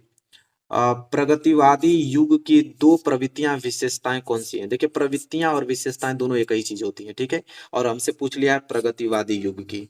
बताओ ऑप्शन ए सौंदर्य भावना, ऑप्शन बी करुणा तथा नैराग्य की भावना, ऑप्शन सी मानवतावादी प्रवृत्तियां, ऑप्शन डी प्रवृत्ति का मानवीकरण। बताइए सोच समझ के जवाब दीजिएगा। ऑप्शन ही बहुत हमने डिफिकल्ट रखा है। प्रगतिवादी युग की दो प्रवृत्तियां, तो देखो ऑप्शन सी भी है और ऑप्शन डी दोनों है। तो आप कहोगे कि सर एग्जाम में आ जाएगा तो हम सी और डी दोनों रंगेंगे। नहीं मेरे प्यार बच्चों, ये आपके क्वेश्चन बैंक में ही गलत छपा हुआ है। वो आपको एक ऑप्शन बना के देगा कि ऑप्शन सी तथा डी दोनों है। ठीक है, तो ये दोनों याद कर लेना। एक तो मानवतावादी प्रवृत्तियां, दूसरा प्रकृति का मानवीकरण। ये दोनों जो है वो प्रगतिवादी युग की विशेषताएं हैं। ठीक है, चलिए आगे बढ़ते हैं। अगला प्रश्न देखो, प्रश्न नंबर 25 क्या है? साकेत देखो क्या है। साकेत महाकाव्य की रचना किसने की थी? साकेत महाकाव्य की रचना किसने की? मैथिली शरण गुप्त जी ने, कि जयशंकर प्रसाद जी ने, कि हरिऔध, कि नागार्जुन। बताइए साकेत महाकाव्य की जो रचना है किसने की? ठीक है, सोच समझ के जवाब देना। 25 का राइट आंसर क्या होगा? ऑप्शन ए पे क्लिक कर दो, मैथिली शरण गुप्त। कौन? मैथिली शरण गुप्त जी। चलिए इसी के साथ अगर हम आगे बढ़े, ये प्रश्न नंबर 25 क्लियर हो गया ना। देखो अगला प्रश्न देखो क्या है। प्रश्न नंबर 26 क्या है? प्रगतिवादी युग की काल अवधि है। अभी हमने प्रगतिवादी युग का विशेषता देखा था, अब ये प्रश्न आ गया काल अवधि के रिलेटेड। तो प्रगतिवादी युग की काल अवधि कितनी मानी जाती है बताइए। 1936 से 1943 तक, 1850 से 19 तक, 1943 से 1953 तक, 1953 से लेकर 1960 ईस्वी तक। टाइम दे रहा हूं, जल्दी से सोच समझ के बताओ। 26 का राइट आंसर क्या होगा? प्रगतिवादी युग की कालावधि पूछ रहा है तो ऑप्शन ए पे क्लिक कर देना, क्योंकि 1936 ईस्वी से 1943 ईस्वी तक जो यह कालावधि मानी जाती है, ये प्रगतिवादी युग की कालावधि मानी जाती है। ठीक है, चलिए आगे अगर हम बात करेंगे तो 27 देखिए, ये प्रश्न वाकई में इंपॉर्टेंट है। यामा के रचयिता का नाम क्या है? यामा की जो रचयिता उनका नाम क्या है? सुभद्रा कुमारी चौहान जी हैं, कि महादेवी वर्मा है, कि मीराबाई है, कि अशोक वाजपेयी है। ठीक है, सोच समझ के जवाब देना। यामा के रचयिता, तो देखिए यामा के जो रचयिता है, सिंपल जवाब ऑप्शन बी पे क्लिक करो, महादेवी वर्मा जी। तो 27 का जो बी है राइट आंसर हो जाएगा। आगे अगर हम अगला प्रश्न पूछें आपसे 28, देखो 28 प्रश्न यह है कि निम्न में से रीति काल की जो मुख्य प्रवृत्तियां विशेषताएं कौन सी हैं? ठीक है, बताना है। अब विशेषता ही पूछा है, प्रवृत्तियां ही पूछा है, किसका? रीति काल का। ठीक है, बताइए श्रृंगार रस की प्रधानता होगा, कि काव्य में कला पक्ष की प्रधानता, कि विकल्प क और ख दोनों होगा, कि देश प्रेम की भावना होगा। बताइए निम्न में से रीति काल की मुख्य प्रवृत्तियां कौन सी हैं बताना है आप लोगों को। तो ऑप्शन सी पे क्लिक करो ना, क और ख दोनों है। एक तो श्रृंगार रस की प्रधानता भी है और काव्य में कला पक्ष की भी प्रधानता है। ठीक है, चलिए तो जितने बच्चों ने सी दिया आंसर बिल्कुल उनका सही, 100% सही है। चलिए आगे अगर हम बात करें, देखो प्रश्न नंबर 29, निम्न में से आधुनिक काल की विशेषता कौन सी है? निम्न में से आधुनिक काल की विशेषता। ऑप्शन ए जीवन के यथार्थ की प्रधानता, ऑप्शन बी बौद्धिकता की प्रधानता, ऑप्शन सी विकल्प क और ख दोनों, ऑप्शन डी मुक्तक काव्य की प्रमुखता। निम्न में से आधुनिक काल की विशेषता कौन सी है, बताना है चार ऑप्शन में से मेरे प्यारे बच्चों। 29 का राइट आंसर ऑप्शन सी पे क्लिक कर दो, विकल्प क और ख दोनों। जब भी ऑप्शन में विकल्प क और ख दोनों दिख जाए तो 100% बताता हूँ, 99% चांस है कि वही आप लोगों का आंसर होता है। ठीक है, तो जब भी अगर प्रश्न आता भी नहीं हो ना, तो विकल्प देख के आंसर कर दोगे। विकल्प में अगर क और ख दोनों दिख गया, उसी पे बस रंग दो, बात खत्म। अगर नहीं आता है तो वही होता ही है। ठीक है, चलो प्रश्न नंबर देखो 30वां है, लास्ट प्रश्न है। ठीक है, कि मुंशी प्रेमचंद्र द्वारा संपादित पत्रिकाएं हैं, बताइए। मुंशी प्रेमचंद्र द्वारा संपादित पत्रिकाएं मर्यादा और हंस, की छाया और प्रभा, की ऑप्शन सी सुधा और हंस, की ऑप्शन डी सरस्वती। मुंशी प्रेमचंद्र द्वारा संपादित पत्रिका पूछ रहा है, तो सिंपल आप जवाब दोगे, क्या जवाब दोगे? ए मर्यादा और हंस। ठीक है, तो मर्यादा और हंस जो है वो किनकी पत्रिकाएं हैं, तो मुंशी प्रेमचंद्र जी की हैं। तो मैं देखिए 801 के भी है, कैसे इसको हल करेंगे देखिए। सबसे पहले पूर्णांक 70 नंबर का, देखिए बस पेपर पैटर्न चेंज किया हुआ, मैं आपको बता देता हूँ। बस अंतर यह है कि बस 20 ऑब्जेक्टिव देने वाला है, 20 ऑब्जेक्टिव, बाकी सेम पेपर वैसे ही रहेगा। 20 ऑब्जेक्टिव बस देगा, और वो भी ऑब्जेक्टिव कौन सा देगा, जो ग्रामर वाला पोर्शन था उसको ऑब्जेक्टिव में कन्वर्ट कर दिया है, ये जो आगे के प्रश्न आते थे 10 नंबर के उसको भी ऑब्जेक्टिव में कन्वर्ट कर दिया है। बाकी प्रश्न तो वही रहेंगे, बस ऑब्जेक्टिव बना दिया है, बाकी सब प्रश्न ऐसे ही। जैसे पहला प्रश्न देखो क्या है, निम्नलिखित कथनों में से कोई एक कथन सही है, उसे पहचान कर लिखिए। ठीक है, मैं बड़ा करता हूं तब आपको समझ में आ जाएगा। ठीक है, देखिए अब पूरा पूरा क्लियर हो रहा होगा आप लोगों को। करा कि निम्नलिखित कथनों में से कोई एक कथन सही है, उसे पहचान कर लिखिए। अब यहाँ पे हमें चार ऑप्शन दिया हुआ है और बताना है कि कौन सा कथन सही है। ठीक है, तो मेरे प्यारे बच्चों इसका दूसरा कथन सही है कि गुनाहों का देवता जो है उपन्यास के लेखक डॉक्टर धर्मवीर भारती जी हैं। ठीक है, ज्यादा समय नहीं गवाऊंगा कि ऑप्शन पढ़ूंगा, डायरेक्ट आंसर बता रहा हूँ कि गुनाहों का देवता जो है उपन्यास के लेखक डॉक्टर धर्मवीर भारती हैं। कैसे लिखना एग्जाम में वो देखिए, मैं छोटा करना पड़ेगा मुझे थोड़ा, तब दिखेगा आप लोगों को। देखिए एग्जाम में आपको ऐसे लिखना है, प्रश्न उत्तर पहला का क। देखिए प्रश्न उत्तर पहला का वो भी दूसरा पोर्शन सही है उसका, तो इस तरह दूसरा डालना है, फिर लिखना है कि गुनाहों का देवता उपन्यास के लेखक डॉक्टर धर्मवीर भारती हैं। हालांकि आपको ये लिखने वाला अब नहीं आएगा, अब तो ऑब्जेक्टिव आएगा, लेकिन मैं इसका सोल्यूशन बता रहा हूँ और यही ऑब्जेक्टिव में कन्वर्ट हो जाएगा। ऑब्जेक्टिव ही प्रश्न था पहला, तो ऑब्जेक्टिव ही प्रश्न है ना। ठीक है, तो ऐसे ही, लेकिन आपको लिखना नहीं पड़ेगा, उसमें आप लोगों को रंगना पड़ेगा, बस अंतर ये है, बाकी सबसे पूरा क्वेश्चन वही रहेगा। देखो दूसरा प्रश्न, अब इसको मैं हटाता हूँ यहाँ पे। ठीक है, इधर देखो दूसरा प्रश्न, पूरा सोल्यूशन आराम से देखिएगा, पूरा एक पॉइंट नहीं बचेगा। दूसरा है कि निम्नलिखित कृतियों में से किसी एक के लेखक का नाम लिखिए। ठीक है, तो देखिए यहाँ पे सेवा सदन, चंद्रगुप्त, वर्ष की गुड़िया, अतीत के चलचित्र, यहाँ पे इतने हमें कृतियां दिया हुआ है, चार कृति। अब चारों कृति में से किसी एक कृति के लेखक का नाम लिखना है। ठीक है, कोई भी आप लिख सकते हो, तो यहाँ मैं वर्ष की गुड़िया का लिख देता हूँ। ठीक है, तो यहाँ पे देखिए उत्तर कैसे लिखेंगे, यहाँ इस तरह उत्तर लिखेंगे, छोटा कर देता हूँ। प्रश्न उत्तर पहला का ख का तीसरा कृति बर्फ की गुड़िया है, और इसके लेखक पूछा तो लेखक लिखेंगे जो है प्रकाश भारती जी। ऐसे लिखा जाता है, एक नंबर नहीं कटेगा आप लोगों का। ठीक है, ये भी हो गया। चलो देखो तीसरा प्रश्न क्या है, मतलब पहले का ग, कि कलम का सिपाही में किस साहित्यकार की जीवनी है। जो कलम का सिपाही है उसमें किस साहित्यकार की जीवनी है, तो देखो हम लोग ऐसे लिखेंगे, प्रश्न उत्तर पहले का ग, प्रश्न उत्तर पहले का ग, कलम के सिपाही में अमृत राय की जीवनी है। किन की जीवनी है, तो अमृत राय की जीवनी है। इसके बाद देखो ये भी हो गया ना। अब घ वाला देखो, किसी एक एकांकी लेखक का नाम लिखिए, मतलब बहुत सारे एकांकी लेखक हैं, तो किसी एक एकांकी लेखक का नाम लिखना है। तो देखिए हमने कैसे लिखा है कि प्रश्न उत्तर पहला का घ, डॉक्टर राम कुमार वर्मा जी हैं, ये एकांकी कार्य हैं। ठीक है, और इन्होंने एक रचना किया था जिसका नाम है दीपदान। ठीक है, तो ये भी आप कोष्टक में चाहोगे तो लिख सकते हो। फिर देखो ड़, पहले का ड़, आवारा मसीहा का रचनाकार कौन है, तो देखिए आवारा मसीहा का रचनाकार कौन है, मेरे प्यारे विद्यार्थी विष्णु प्रभाकर जी हैं, तो लिखेंगे प्रश्न उत्तर पहला का ड़, विष्णु प्रभाकर जी, ऐसे लिखेंगे। अब देखिए पहला प्रश्न यहाँ पे पूरा क्लियर हो गया। ठीक है, 5 नंबर का था, 5 नंबर क्लियर करा दिया। यही सब ना जो ये सब है, ये सब कन्वर्ट हो गया बहुविकल्पीय में, बस और कुछ अंतर नहीं है। इसके बाद देखो दूसरा दूसरा क है कि छायावाद की दो प्रमुख विशेषताएं लिखे, 2 नंबर के लिए आएगा। बस अब बहुविकल्पी में क्या होगा कि विशेषताएं दे देगा आपकी। ठीक है, और पूछेगा यहाँ पे कि ये किन की विशेषताएं है, ऑप्शन बना देगा। ठीक है, बस ये अंतर है। नहीं तो पूछेगा कि क्षयवाद की विशेषता कौन है और ऑप्शन बना देगा, बस अंतर है ये, और कुछ अंतर नहीं है इसमें। तो चलिए देखते हैं क्षयवाद की दो प्रमुख विशेषताएं। तो देखिए लिखेंगे प्रश्न उत्तर दूसरा का क। क्षयवाद की दो विशेषताएं इस प्रकार हैं, कौन कौन सी? देखिए पहला है श्रृंगार और प्रेम वेदना, ठीक है, और दूसरा है कि प्रकृति का मानवीकरण। तो यही दो विशेषता पूछा था, दोनों विशेषताओं ने बता दिया, ठीक है। इसके बाद देखो दूसरा का क है ना, अब दूसरा का हम लोग ख देखेंगे। और दूसरा का ख में प्रश्न हमसे पूछा है कि रीति काल की दो प्रमुख प्रवृत्तियां का उल्लेख कीजिए। देखिए प्रवृत्तियां हो या विशेषता दोनों एक ही चीज होता है, ठीक है। तो प्रवृत्तियां पूछा है रीति काल की, ये सारे बहुविकल्पीय बनते हैं, ठीक है। आप बताया भी हूँ, आप लोग जानते होंगे अगर रेगुलर पढ़ते होंगे तो, ठीक है, ये बहुविकल्पीय बन जाएगा। तो रीतिकाल की दो प्रमुख प्रवृत्तियां पूछा है ना, तो हम लोग लिखेंगे देखो दूसरे का ख कि रीतिकाल की दो प्रमुख प्रवृत्तियां इस प्रकार है, कौन कौन? पहला तो श्रृंगार रस की प्रधानता, और दूसरा काव्य में कला पक्ष की प्रधानता। ये ऑप्शन बनता है बहुविकल्पीय में, ठीक है। एक भी प्रश्न छूटेगा नहीं, यहीं से सारे प्रश्न बनेंगे, ठीक है। तो श्रृंगार रस की प्रधानता, दूसरा काव्य में कला पक्ष की प्रधानता, ठीक। अब दूसरा का ग देखने वाले हैं, देखो प्रश्न पहले देखो। दूसरा का ग यह है मेरे प्यारे बच्चों कि किसी एक प्रगतिवादी कवि का नाम लिखें। कोई भी एक प्रगतिवादी कवि का नाम लिखना है। तो मैंने प्रश्न उत्तर दूसरा का ग लिख दिया, रामविलास शर्मा, ठीक है। ये प्रगतिवादी युग के कवि हैं, ठीक है। क्लियर हो गया? चलो, तो दूसरा प्रश्न भी क्लियर हो गया। अब हम तीसरा प्रश्न देखेंगे, ठीक है।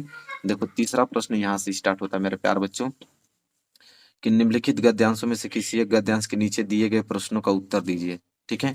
दो गद्यांश दिया है, एक क वाला और एक यहाँ पे ख दिया है। अब आपका मन क कीजिए या आपका मन ख कीजिए। तो देखिए ईमानदारी से बताइएगा, जो लोग रेगुलर देख रहे होंगे, ये मैं इंपॉर्टेंट क्वेश्चन में करा रहा हूँ कि नहीं, क्वेश्चन का जोर सबसे भयानक होता है। 2-3 बार करा चुका हूँ और देखो आया भी है।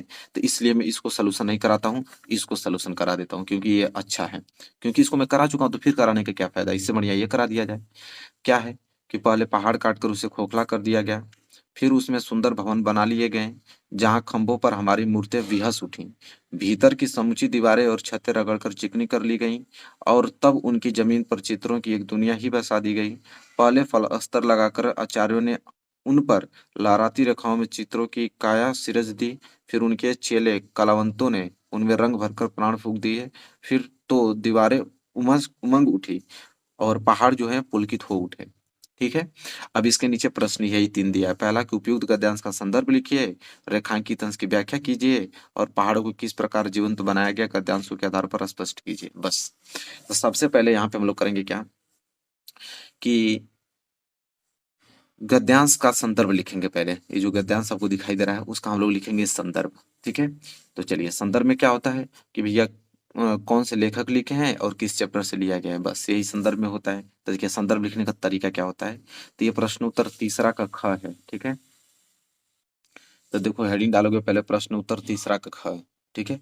तब जाके पहला लिखोगे संदर्भ, क्योंकि पहला पाठ हम लोग हल कर रहे हैं, संदर्भ, ठीक है। लिखेंगे प्रस्तुत गद्य अवतरण हमारी पाठ्य पुस्तक हिंदी के गद्य खंड में संकलित तथा श्री भगवत शरण उपाध्याय द्वारा लिखित अजंता शीर्षक निबंध से उद्धृत है। मतलब अजंता चैप्टर से लिया गया है और इसके जो लेखक हैं श्री भगवत शरण उपाध्याय जी हैं, ठीक है, याद रखना।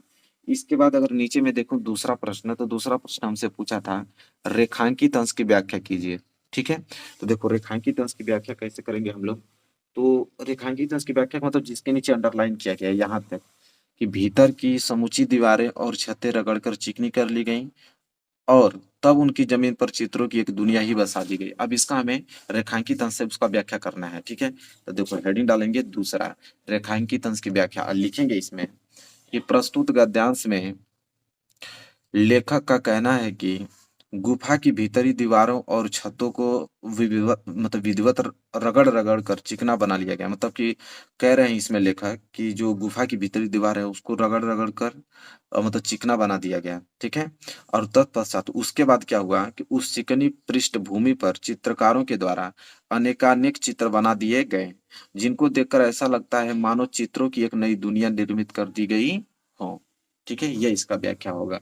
पहले क्या हुआ कि दीवारों को पहले रगड़ रगड़ के चिकना बना दिया गया, फिर चित्रकारों के द्वारा बनाकर उस पृष्ठभूमि पर बहुत अच्छे अच्छे चित्र बना दिए गए, बहुत सारे चित्र, और ऐसा प्रतीत हो रहा था कि नई दुनिया ही निर्मित कर दी गई है चित्रों की, ठीक है। तो यह है रेखांकित अंश की व्याख्या।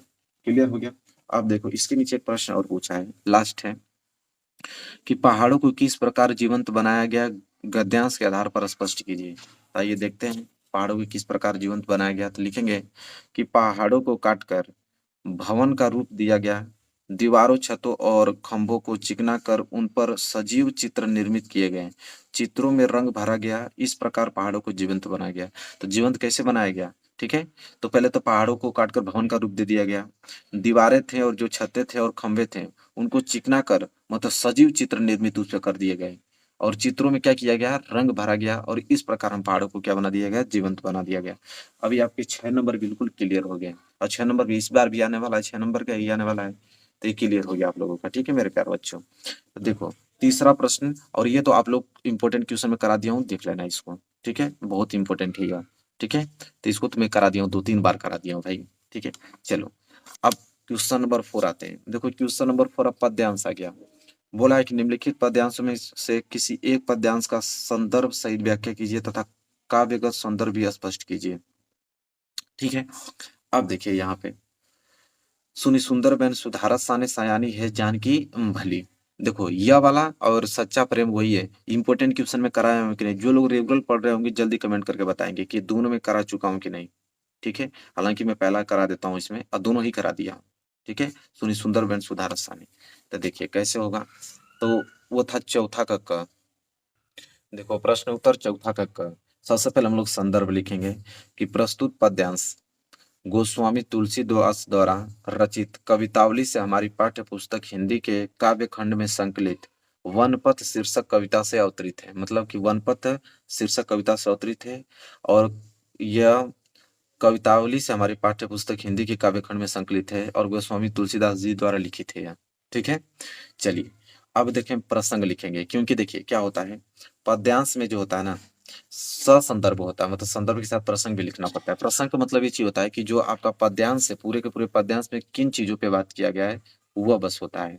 तो लिखेंगे कि इन पंक्तियों में ग्राम वधु तो गांव की लड़कियों के प्रश्न का उत्तर देती हुई सीता जी अपने हाव भाव से ही राम के विषय में सब कुछ बता देती है। मतलब गांव की लड़कियां राम के विषय में पूछती हैं कि ये कौन है, तो वो अपने हाव भाव से ही सीता जी उनके बारे में बता देती हैं।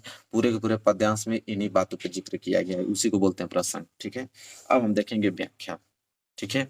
अब देखिए मेरे प्यारे बच्चों, व्याख्या देखेंगे, और व्याख्या हेडिंग डालेंगे, लिखेंगे कि ग्राम वधु मतलब गांव की लड़कियों ने राम के विषय में सीता जी से पूछा कि ये सांवले और सुंदर रूप वाले तुम्हारे क्या लगते हैं।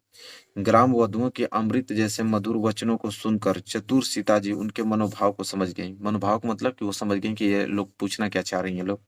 सीता जी ने उनके प्रश्न का उत्तर अपनी मुस्कुराहट तथा संकेत भरी दृष्टि से ही दे दिया, और उन्हें मुख से कुछ बोलने की भी आवश्यकता नहीं पड़ी, ठीक है।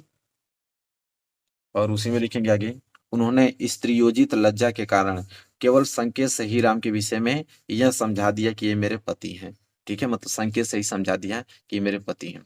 तुलसीदास जी कहते हैं कि सीता जी के संकेत को समझकर सभी सखियां राम के सौंदर्य को एकाएक देखती हुई अपने नेत्रों का लाभ प्राप्त करने लगी। जैसे ही सीता जी की बातों को समझ गई कि भाई ये इनके पति हैं, तो एक बार वो सारी सखियां उनके मतलब राम जी को एकाएक देखती हुई मतलब देखने लगी सभी लोग, और अपने नेत्रों का लाभ प्राप्त करने लगी, ठीक है।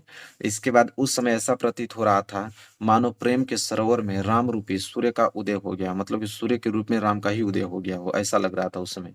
और ग्राम वधुओं के नेत्र रूपी कमल की सुंदर कलियां खिल गई हूँ, ठीक है। तो यह था इसकी रेखांकित अंश की और रेखांश सॉरी इसका व्याख्या पूरे के पूरे पद्यांश का, ठीक है। तो प्रश्न नंबर 4 भी क्लियर हो गया, और यह प्रश्न अपने घर पे कर लीजिएगा, क्योंकि दोनों में से एक ही करना था, तो एक तो करा दिया, एक कर लीजिएगा। करना क्या है, जो हमारे चैनल पे होगा तो ऑलरेडी पढ़ चुका होगा। अभी हाल ही में वीडियो मैंने डाली थी या दोनों को बताया था, सच्चा प्रेम वही है जिसकी तृप्ति आत्मा वली पर होने पर, ये बता चुका हूँ, ठीक है। चलिए आगे बढ़ते हैं, और अगला देखिए प्रश्न नंबर 5वां का यह है आपका कि निम्नलिखित लेखकों में से किसी एक लेखक का जीवन परिचय दीजिए और उनकी किसी एक रचना का नाम लिखिए, ठीक है। तो चलिए देखिए, डॉक्टर राजेंद्र प्रसाद जी हैं, और आचार्य रामचंद्र शुक्ल जी हैं, जयशंकर प्रसाद जी। जीवन परिचय तो ऑलरेडी आएगा, बस अंतर यह है कि उस बार 3 नंबर का देता था और इस बार 5 नंबर का आएगा। इस बार जीवन परिचय 5 नंबर का आएगा मेरे प्यारे बच्चों, बहुत इंपॉर्टेंट है, ठीक है। चलिए जीवन परिचय लिखते हैं हम लोग। देखिए प्रश्न उत्तर 5वां का मैं तीसरा वाला आप लोगों को जीवन परिचय बता रहा हूँ जयशंकर प्रसाद जी का, ठीक है। तो हेडिंग डालेंगे जयशंकर प्रसाद, फिर यहाँ डालेंगे जीवन परिचय, सेम ऐसे ही कॉपी आप एग्जाम में लिखना, ठीक है। और जो जो मेन मेन पॉइंट उसको हाईलाइटेड करने चलता है, जैसे मैं किया हूँ उसी तरह करते चलिएगा आप लोग। जैसे लिखेंगे श्री जयशंकर प्रसाद जी का जन्म जो हुआ था सन 1889 में काशी के प्रसिद्ध सुगनु मतलब सुगनी साहू परिवार में हुआ था। और इनके पिता का जो नाम था वो बाबू देवी प्रसाद काशी के प्रतिष्ठित और धनाढ्य व्यक्ति थे। ठीक है। और इनकी जो प्रारंभिक शिक्षा थी, ठीक है, इनकी प्रारंभिक शिक्षा घर पर ही हुई तथा स्वास्थ्य से ही, अरे स्वास्थ्य बोल रहा हूँ, क्या बोल रहा हूँ मैं, स्वाध्याय से ही, सॉरी, स्वाध्याय से, स्वाध्याय मतलब कि स्वयं से ही। ठीक है। स्वयं से ही इन्होंने अंग्रेजी, संस्कृत, उर्दू और फारसी का श्रेष्ठ ज्ञान प्राप्त किया। मतलब घर पे ही उन्होंने बैठकर और अपने से ही अंग्रेजी, संस्कृत और उर्दू, फारसी का श्रेष्ठ ज्ञान प्राप्त किया। और साथ ही वेद का भी, पुराण का भी और इतिहास, दर्शन आदि का भी गहन अध्ययन उन्होंने किया। देखिए, माता पिता तथा बड़े भाई की मृत्यु हो जाने पर इन्होंने व्यवसाय और परिवार को उत्तरदायित्व संभाला ही था कि युवा अवस्था के पूर्व ही भाभी, कहाँ गया, पूर्व ही भाभी एक के बाद दूसरी पत्नी की मृत्यु से इनके ऊपर विपत्तियों का पहाड़ ही टूट पड़ा। ठीक है। फलतः उसके बाद क्या हुआ कि वैभव के पालने में झूलता इनका परिवार ऋण के बोझ से दब गया और इन्होंने विषम परिस्थितियों से जीवन भर संघर्ष करना पड़ा। लेकिन इन्होंने हार नहीं मानी, निरंतर साहित्य सेवा में लगे रहे लगे रहे। क्रमशः प्रसाद जी का शरीर चिंताओं से जर्जर होता गया और अंततः यह क्षय रोग से ग्रसित हो गए। और 14 नवंबर सन 1937 ईस्वी को केवल 48 वर्ष की आयु में इनकी क्या हो गई, मृत्यु हो गई। देखिए, रचनाएं पे नंबर मिलेगा 2 नंबर, रचना लिखेंगे तो 2 नंबर कट जाएगा आपका। तो रचनाएं उनकी कंकाल हुई, तितली हुई, इरावती, महत्वपूर्ण उनकी रचनाएं। ठीक है। तो देखिए, यहाँ पे हमने पांचवा भी प्रश्न कर लिया। तो पांचवा का हमने क किया है, 2 दिया है, पांचवा का क कर दिया, अब पांचवा का ख करूंगा। पांचवा ख है कि निम्नलिखित कवियों में से किसी एक कवि का जीवन परिचय दीजिए तथा उनकी किसी एक रचना का नाम लिखे। ठीक है। किसी एक ही रचना का नाम लिखना था, हमने 3 लिख दिया है ताकि आप लोग याद कर लो। और ये भी आप लोगों के एग्जाम में इस बार 5 नंबर का आएगा। ठीक है। तो चलिए हम पहला सूरदास जी का जीवन परिचय लिख के आपको दिखा देते हैं। देखिए, हेडिंग आपको ऐसे डालना है, प्रश्न उत्तर पांचवा का ख, और उसमें आप भी पहला कर रहे हो सूरदास, और फिर यहाँ हेडिंग डालोगे जीवन परिचय, तब लिखना प्रारंभ करोगे कि सूरदास जी का जन्म जो हुआ था सन 1478 ईस्वी में आगरा मथुरा मार्ग पर स्थित रूनकता नामक ग्राम में हुआ था। और कुछ विद्वान दिल्ली के निकट सिही नामक ग्राम को भी इनका जन्म स्थान मानते हैं। मतलब कुछ लोग सोचते हैं कि सिही ग्राम नामक ग्राम में उनका जन्म हुआ था। ठीक है। और कुछ लोग जो बताते हैं कि आगरा मथुरा मार्ग पर स्थित रूनकता नामक ग्राम में उनका जन्म हुआ था। कब? 1478 में। फिर कह रहा है कि इनका जो जन्म स्थान मानते हैं। फिर सूरदास जी जन्मांध थे, मतलब जन्म से ही अंधे थे। इस विषय में भी विद्वानों में मतभेद है। इन्होंने कृष्ण की बाल लीलाओं का एक मानव स्वभाव का, एक प्रकृति का ऐसा सजीव वर्णन किया जो आंखों से प्रत्यक्ष देखे बिना संभव नहीं है। मतलब कि उन्होंने एक ऐसा, उन्होंने कृति मतलब प्रकृति ऐसा प्रकट किया। ठीक है। कि मतलब कि कोई अंधा व्यक्ति उसका वर्णन कर ही नहीं सकता है। ठीक है। उसको अपने आंखों से देखोगे तभी वर्णन कर सकते हो। इसीलिए वो मतभेद है कि वो भैया जन्म से अंधे नहीं होंगे। अगर जन्म से अंधे होंगे तो इतना बढ़िया कैसे लिख दिए होगा। ठीक है। इसीलिए इन्होंने स्वयं अपने आप को जन्मांध कहा, मतलब स्वयं ही उन्होंने अपने कहा था कि मैं अंधा हूँ। ऐसा इन्होंने आत्मग्लानिवश, लाक्षणिक रूप में अथवा ज्ञान चक्षुओं के अभाव के लिए भी कहा हो सकता है। ठीक है। सूरदास जी की रुचि बचपन से ही भगवत भक्ति के गायन में थी और इनसे भक्ति का एक पद सुनकर पुष्टि मार्ग के संस्थापक महाप्रभु वल्लभाचार्य ने इन्हें अपना शिष्य बना लिया और श्रीनाथ जी के मंदिर में कीर्तन, देखिए कीर्तन का भार सौंप दिया। श्री वल्लभाचार्य के पुत्र वो थे विठलनाथ ने अष्टछाप नाम नाम से 8 कृष्ण भक्त कवियों का जो संगठन किया था। सूरदास जी इसके सर्वश्रेष्ठ कवि थे और वे गौ घाट पर रहकर जीवन प्रयत्न कृष्ण की लीलाओं का ज्ञान करते थे। और सूरदास जी का जो गोलोकवास मतलब होता है मृत्यु कब हुआ था, सन 1583 ईस्वी में हुआ था। और इनकी रचनाएं की अगर हम बात कर ले तो एक ही रचना पूछा, लेकिन मैं 3 रचना बता देता हूँ, जैसे सूर सागर, सूर सरावली, साहित्य लहर, ये तीनों इंपॉर्टेंट इनकी रचनाएं हैं। ठीक है। ये याद होना चाहिए आप लोगों को। चलिए, तो देखिए ये भी प्रश्न आप लोगों का हो गया। ठीक है, पांचवा का क और ख दोनों। अब प्रश्न नंबर 6 आता है। देखो प्रश्न नंबर 6 है कि निम्नलिखित संस्कृत गद्यांश का संदर्भ सहित हिंदी में अनुवाद कीजिए। और ये भी इस बार आप लोगों का 5 नंबर का आने वाला है। ठीक है, पहले 4 नंबर का आता था लेकिन 5 नंबर का आने वाला है। तो देखिए इसमें भी अथवा दिया, 2 दिया है। एक तो आपका ये दिया है ऐसा नगरी भारतीय संस्कृत है, और अथवा करके एक और दिया है, ये आपका श्लोक दिया है कि बंधन मरणम वापी जयो वापी पराजय। अब दोनों में से आप कमन जो भी कर लो, वो कर लो चाहे ये कर लो। तो मैं आप लोगों को यह करके दिखा देता हूँ, पहला वाला ऐसा नगरी भारतीय संस्कृत है। ठीक है, और उसको आप लोग कर लीजिएगा, इंपोर्टेंट क्वेश्चन में करा भी दिया हूँ उसको। ठीक है, देखिए तो छठवां का हम लोग करने वाले हैं, 5 नंबर के लिए प्रश्न इस बार आएगा। तो देखो प्रश्न उत्तर 6, ठीक है, उसका हम संदर्भ लिखने वाले हैं कि प्रस्तुत गद्यांश हमारी पाठ्य पुस्तक हिंदी के संस्कृत खंड के वाराणसी पाठ से उद्धृत है। ठीक है, ये जो आप लोगों का संस्कृत का गद्यांश आप देख रहे हैं ये वाला, ये वाराणसी पाठ से लिया गया है। ठीक है, ये बहुत इंपॉर्टेंट है, हर बार तो यही आता है, मैं हमेशा से देखता हूँ। फिर देखो संदर्भ हो गया प्रसंग। देखो प्रसंग में इस गद्यांश में वाराणसी की ऐतिहासिकता तथा अब स्थिति के विषय में बताया गया है। अब जाके अनुवाद लिखेंगे, देखो कितना छोटा है और 5 नंबर मिल जाएगा। अनुवाद लिखेंगे, यह नगरी भारतीय संस्कृति और संस्कृत भाषा की केंद्र बस्ती है। ठीक है, और यहीं से जो संस्कृत साहित्य और संस्कृति का प्रकाश सभी जगह फैला हुआ है। मुगल युवराज जो थे दारासिको, यहाँ ने आकर मतलब यहाँ पे आकर और भारतीय दर्शन शास्त्रों का अध्ययन किया था, और वह उनके ज्ञान से मतलब इतना प्रभावित हुआ था कि उसने उपनिषदों का जो अनुवाद कराया वो फारसी भाषा में करा दिया। ठीक है, यह इसका हिंदी अनुवाद हुआ। तो प्रश्न नंबर 6 भी क्लियर हो गया। समझिए इतना लिखेंगे ना, 5 नंबर आप लोगों का फिक्स इस बार। ठीक है, तो बस बहुत आसान है नंबर उठाना, बस आप लोगों को अच्छे से इन चीजों को ज्ञान होना चाहिए, बस प्रैक्टिस होना चाहिए और कुछ नहीं। इसके बाद देखो प्रश्न 6 हो गया ना, प्रश्न 7 करते हैं। प्रश्न 7 देखो क्या है। प्रश्न 7 है कि अपनी पाठ्य पुस्तक में से कंठस्थ किया हुआ कोई श्लोक लिखिए जो इस प्रश्न पत्र में न आया हो। प्रश्न पत्र में न आया हो मतलब ये वाला देखो, बंदम वर्णम वापी जयो वापी पराजय, श्लोक ही तो है। तो ये नहीं कि यही लिख दूं, नहीं, ये लिखेंगे तो नंबर नहीं मिलेगा, कोई दूसरा लिखना पड़ेगा। तो चलिए कोई दूसरा लिख के दिखा देता हूँ। 7वां का क, देखिए 7वां का क श्लोक लिखना था ना, देखो हमने ये श्लोक लिख दिया है। सर्वे भवन्ति सुखिनम सर्वे संतु निराम्या सर्वे भद्राणि पश्यन्तु माँ कश्चित् दुख भाग भवेत्। ठीक है, इस प्रश्न पत्र में नहीं आया था। ठीक है, तो 7वां का क देखिए हमने कर लिया। 7वां के क के बाद अगर हम बात करें तो 7वां का ख, देखो 7वां का ख यहाँ पे यह है कि निम्नलिखित प्रश्नों में से किन्हीं 2 प्रश्नों के उत्तर संस्कृत में लिखिए। तो ये तो आने ही वाला है भाई, 2 नंबर के लिए इस बार भी आएगा। तो यहाँ 4 ऑप्शन 4 दिया है, 4 में से किसी 2 का ही मात्र आप लोगों को संस्कृत में उत्तर देना है। जैसे पहला है वाराणसी कस्याम भाष्याम केंद्रम अस्ति, ये बहुत इंपॉर्टेंट है। ठीक है, इसका देखिए संस्कृत में उत्तर कैसे देंगे।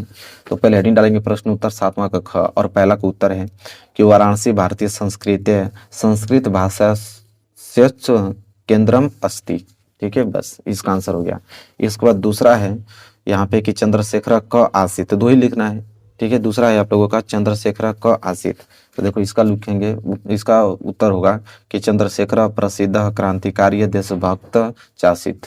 ठीक है, तो ये 2 हमने कर दिया यहाँ पे। ठीक है, क्लियर हो गया। अब देखो प्रश्न नंबर 8वां। अब प्रश्न नंबर 8वां में देखिए एक बात बताता हूँ, जैसे बोला है कि करुण रस अथवा हास्य रस की परिभाषा सोदाहरण लिखिए उदाहरण सहित। तो देखो परिभाषा इस बार नहीं आने वाला है, इसको बहुविकल्पीय में कन्वर्ट कर दिया है। तो बहुविकल्पीय में उदाहरण देता है, उदाहरण दे देगा, पूछेगा किस रस का यह उदाहरण है। ठीक है, तो मेरे प्यारों उदाहरण में बता देता हूँ क्योंकि उदाहरण आने वाला है और परिभाषा नहीं पूछेगा इस बार। ठीक है, तो देखो हम लोग लिखेंगे प्रश्न उत्तर 8वां का क, प्रश्न उत्तर का 8वां क करुण रस, और उसका उदाहरण एक जो इम्पोर्टेंट है हमें एग्जाम में देगा इस बार, बहुविकल्पीय में भी बना हुआ है कि मणि खोए भुजंग से जननी फंसा पटक रही थी शीश, अंधी आज बनाकर मुझको किया न्याय तुमने जगदीश। ये इंपॉर्टेंट है, ये उदाहरण याद रखना। किसका उदाहरण है? तो करुण रस का उदाहरण है। ठीक है, तो ये दिमाग में फिट कर लेना, यही वो विकल्पीय बन के आएगा। ठीक है, इसके बाद देखो 8वां का क हो गया, क्योंकि दोनों में से एक ही करना था तो एक हमने कर दिया। अब 8वें का ख, उपमा अलंकार अथवा उत्प्रेक्षा अलंकार की परिभाषा तथा उदाहरण दीजिए। तो परिभाषा तो आएगा नहीं, उदाहरण देख लेते हैं। ठीक है, तो उदाहरण देखते हैं, वो भी उपमा अलंकार का देख लेते हैं। तो देखिए कैसे लिखेंगे। देखिए प्रश्न उत्तर 8वां का ख, उपमा अलंकार का उदाहरण कि यहीं कहीं पर बिखर गई भग्न विजय माला सी। ये बहुत इंपॉर्टेंट उदाहरण है। एक उदाहरण और लिख दिया हूँ कि जो कि इंपॉर्टेंट है, राधा के चरण गुलाब के समान कोमल है। ये जो दोनों उदाहरण आपको दिखाई दे रहे हैं किनके हैं, तो उपमा अलंकार के हैं। याद रखना, बहुविकल्पीय बन के 100% आएगा। ठीक है, अब देखो आठवां का ग। आठवां का ग है कि सोरठा अथवा रोला की परिभाषा उदाहरण सहित लिखें। तो उदाहरण देखेंगे सोरठा की। ठीक है, सोरठा की रोला, रोला को देख लेते हैं। रोला हमने यहाँ पे लिखा है। प्रश्न उत्तर आठवां का ग, रोला का उदाहरण बहुत इंपॉर्टेंट उदाहरण है कि जीती जाती हुई जिन्होंने भारत बाजी, निज बल से बल मेट विधर्मी मुगल कुराजी, जिनके आगे ठहर सके जंगी न जहाजी, हैं ये वही प्रसिद्ध छत्रपति भूप शिवाजी। ये बहुत इंपॉर्टेंट आप लोगों के लिए उदाहरण है रोला का। ठीक है, तो देखो आठवां प्रश्न भी हो गया मेरे प्यारे बच्चों।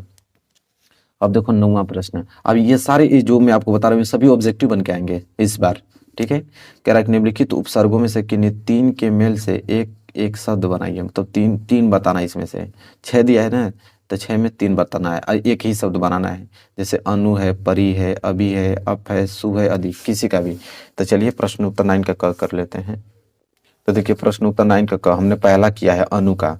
तो देखो अनु का हो जाएगा अनुभव, अनुकूल, अनुसार। देखो मेरे प्यारे बच्चों, उपसर्ग का मतलब ये होता है कि जो आगे जुड़ के उस वर्ड को पूरा करे। जैसे अनु तो अनुभव, देखिए अनुकूल, अनुसार, सब में अनु अनु आ रहा है ना, तो अगर उपसर्ग पूछेगा तो आगे जुड़ा होगा। इसी तरह हमने दूसरा का भी बताया परी का। परी से क्या बनेगा, परिपूर्ण, परिवर्तन, परिणाम। ठीक है, यह बहुविकल्पीय बन के आएंगे। ठीक है, फिर प्रश्न उत्तर 9 का ख करने वाले हैं। तो देखिए प्रश्न उत्तर 9 का ख है क्या। तो देखिए प्रश्न उत्तर 9 का ख है कि निम्नलिखित में से किन्हीं दो प्रत्ययों का प्रयोग करके एक एक शब्द बनाए। मतलब किन्हीं दो दो ही करना है। प्रत्यय का मतलब होता है क्या, लास्ट में जुड़ के आए। जैसे पन है ना, तो देखिए पन का क्या हो जाएगा, बचपन, पागलपन, भोलापन। देखिए लास्ट में पन पन आने लगा। ठीक है, तो यही अंतर होता है। तो प्रत्यय में लास्ट में जुड़ता है और उपसर्ग में आगे जुड़ता है बस। देखिए वट है तो वट का क्या हो जाएगा, सजावट, लिखावट, बनावट। ठीक है, यह हो जाएगा। तो ये भी हो गया ना। अब प्रश्न उत्तर 9 का ग देखो कि निम्नलिखित में से किन्हीं दो में से समास विग्रह कीजिए तथा समास के नाम लिखिए। ठीक है, देखिए यह है आप लोगों का पाप और पुण्य। समास विग्रह पाप और पुण्य होगा। देखिए पाप और पुण्य हो गया ना। ये कौन सा समास भी पूछा है ना, तो ये समास में बोल देता हूँ, नोट कर लेना। ये द्वंद्व समास है। जहां पे भी और लगा होगा, पाप और पुण्य, और जो लगा होगा समझ लीजिएगा कि द्वंद्व समास है। दो ही समास पढ़ना है 2023 बढ़िया में, एक द्विगु समास, एक द्वंद्व समास। तो ये द्वंद्व समास है। और ये जो नवरत्न है, नवरत्न मतलब होता है नौ रत्नों का समूह, और यह किसका उदाहरण है, द्विगु समास। जब ऐसे रत्नों का समूह वाला आएगा तो समझ लेना कि द्विगु समास है, और लग के आएगा तो समझ लेना कि द्वंद्व समास है। बस ये है ट्रिक। तो 9 का ग हो गया ना। चलो आगे देख लेते हैं 9 का घ। 9 का घ है कि निम्नलिखित में से किन्हीं दो शब्दों के तत्सम रूप लिखिए। ये तद्भव दिया है, तत्सम रूप लिखना है। ठीक है, तो चलिए देखते हैं। तो देखिए हेडिंग डालेंगे प्रश्न उत्तर 9 का घ। जैसे कपूत है, कपूत आप लोगों का तद्भव है, लेकिन तत्सम करेंगे तो कपूत का हो जाएगा कुपुत्र। ठीक है, और चौथा हमने किया है, चौथा दूध है। ठीक है, देखिए पहला और चौथा किया मैं दिखा भी देता हूँ। देखो पहला कपूत है और चौथा दूध है, तो दूध का हो जाएगा यहाँ पे तत्सम दुग्ध। ठीक है, बस 2 ही करने थे। तो ये सभी ऑब्जेक्टिव बन के आएंगे, इतना याद रखना। प्रश्न उत्तर 9 का अड़। देखो 9 का अड़ यह है कि निम्नलिखित में से किन्हीं दो शब्दों के दो दो प्रवाची शब्द लिखिए। प्रवाची शब्द लिखना है। ठीक है, तो देखो यहाँ पे दिया हुआ है, तो हमने अग्नि का लिख देता हूँ। पहला अग्नि, अग्नि का क्या होता है, प्रवाची शब्द अनल, पावक, दहन। इसको दे देगा और ऑब्जेक्टिव बनाएगा। ठीक है, इस बार दूसरा हमने आम का लिख दिया है। आम का होता है प्रवाची शब्द आम्र, रसाल और साकार होता है। इसके बाद अगर हम बात करें प्रश्न उत्तर 10वां, तो देखो निम्नलिखित में से किन्हीं दो में संधि विच्छेद कीजिए और संधि का नाम लिखिए। ठीक है, संधि विच्छेद करना है। ठीक है, और इस बार 2023 एग्जाम में एक ही संधि है, यड़ संधि, तो नाम लिखने की जरूरत क्या, तुरंत पकड़ लोगे कि यड़ संधि ही होगा। ठीक है, तो देखो इसका लिखेंगे प्रश्न उत्तर 10वां का क। प्रत्येक, प्रत्येक का संधि विच्छेद करेंगे तो प्रतिधन एक आएगा और यड़ संधि है। फिर दूसरा हमने पिताज्ञा का लिख दिया, पितृधन आज्ञा, ये भी आपका यड़ संधि है। ठीक है, तो याद रखना दोनों। तो प्रश्न उत्तर 10वां का क भी हो गया। अगर हम प्रश्न उत्तर 10वां का ख बात करें तो कह रहा है निम्नलिखित शब्दों के षष्ठी विभक्ति का बहुवचन रूप लिखिए। पहला मधु, मतलब मधु का आपको षष्ठी विभक्ति का बहुवचन रूप लिखना है। चाहे मधु का लिख दीजिए चाहे नदी का लिख दीजिए। दूसरा में या तो फल का लिख दीजिए या मति का। चलिए दोनों देखते हैं। प्रश्न उत्तर 10वां का ख है। देखिए मेरे प्यारे बच्चों, प्रश्न उत्तर 10वां का ये ख। तो देखो मधु, मधु का हमने मधु नाम होगा। क्या है यह, तो षष्ठी विभक्ति और बहुवचन है। षष्ठी विभक्ति बहुवचन मधु का मधु नाम होता है और फल का फला नाम होता है। ठीक है, तो याद रखना आप लोग, सभी ऑब्जेक्टिव बन के आएंगे। प्रश्न उत्तर अब हम 10वां का ग देखने वाले हैं। क्या है कि निम्नलिखित में से किसी एक की धातु लकार पुरुष तथा वचन लिखिए। मतलब बताना है कि कौन सा धातु है, कौन सा लकार है और कौन सा पुरुष है और कौन सा वचन है। तो मैं पहला बता देता हूँ अपठतम का। तो देखो अपठतम जो है ना, तो अपठतम में वो जो धातु है पठ धातु है। लकार की अगर हम बात करें तो लट लकार है, पुरुष का बात करें तो उत्तम पुरुष है, वचन का बात करें तो एक वचन है। ठीक है, इसके बाद अगर हम बात करें आगे तो प्रश्न उत्तर 10वां का था। तो देखो निम्नलिखित में से किन दो को वाक्यों को संस्कृत में अनुवाद कीजिए। अब यह कट गया, अब इस बार नहीं आएगा संस्कृत में अनुवाद करने के लिए, इसलिए मैं इसको छोड़ देता हूँ। ठीक है, अब आगे आते हैं प्रश्न नंबर 11। प्रश्न नंबर 11 यह है कि निम्नलिखित में से किसी एक के विषय पर निबंध लिखें। और ये जो 6 नंबर का है ना, तो इस बार 9 नंबर का आने वाला है, इसको कन्वर्ट कर दिया गया है 9 नंबर में। तो स्वच्छ भारत अभियान, विज्ञान वरदान अभियान, प्रदूषण की समस्या और समाधान, देश प्रेम और जनसंख्या वृद्धि की समस्या में समाधान। ठीक है, मैं अगर बात करूं तो देखो पहला ही इंपॉर्टेंट यह है प्रदूषण, दूसरा इंपॉर्टेंट है एक स्वच्छ भारत। 3 भी याद रहेगा ना तो कर लोगे, क्योंकि तीनों में से तो एक आ ही जाएगा। ठीक है, तो देखो स्वच्छ भारत अभियान पे मैं आप लोगों को निबंध बता देता हूँ, जो कि 9 नंबर के लिए बहुत सिंपल लिख के लेके आया हूँ। देखिए मेरे प्यारे बच्चों, प्रश्न उत्तर 11 डालोगे, उसमें पहला डालोगे स्वच्छ भारत अभियान, इसके बाद तब आप हेडिंग डालोगे पहला प्रस्तावना। और प्रस्तावना में लिखोगे यह कि स्वच्छता का सीधा संबंध हमारे शारीरिक एवं मानसिक स्वास्थ्य से जुड़ा हुआ है।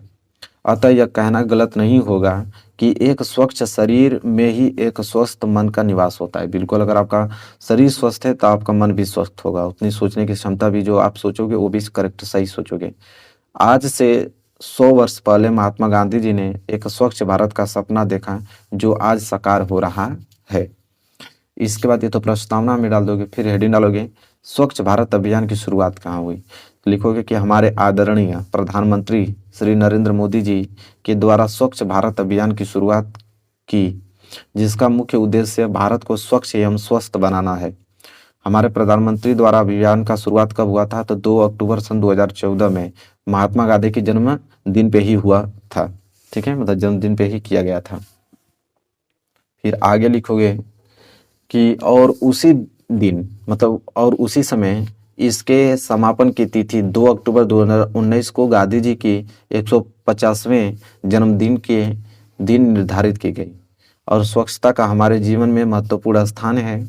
अगर हम स्वच्छ और सुंदर माहौल में ना रहें तो हमें गंदगी से अनेक प्रकार की बीमारियों और परेशानियों का सामना करना पड़ता है, जिसके लिए हम सभी यही सोचते हैं कि अपने घर और आसपास की सफाई रखें, लेकिन सफाई करने के बाद कूड़े कचरे को इधर उधर फेंक देते हैं। हम ऐसे तो अपने घर का, मतलब घर को साफ रखते हैं, तो क्या हमारी जिम्मेदारी नहीं बनती है कि हम अपने देश को भी साफ रखें? कूड़े को यहाँ वहाँ न फेंककर कूड़ेदान में डालें। स्वच्छता भक्ति के बाद दूसरी सबसे महत्वपूर्ण चीज़ है। गांधी जी के अनुसार जब तक आप झाड़ू लगाकर और बाल्टी अपने हाथों में नहीं लेते हैं, तब तक अपने गांव एवं कस्बे को स्वच्छ एवं स्वस्थ नहीं कर सकते।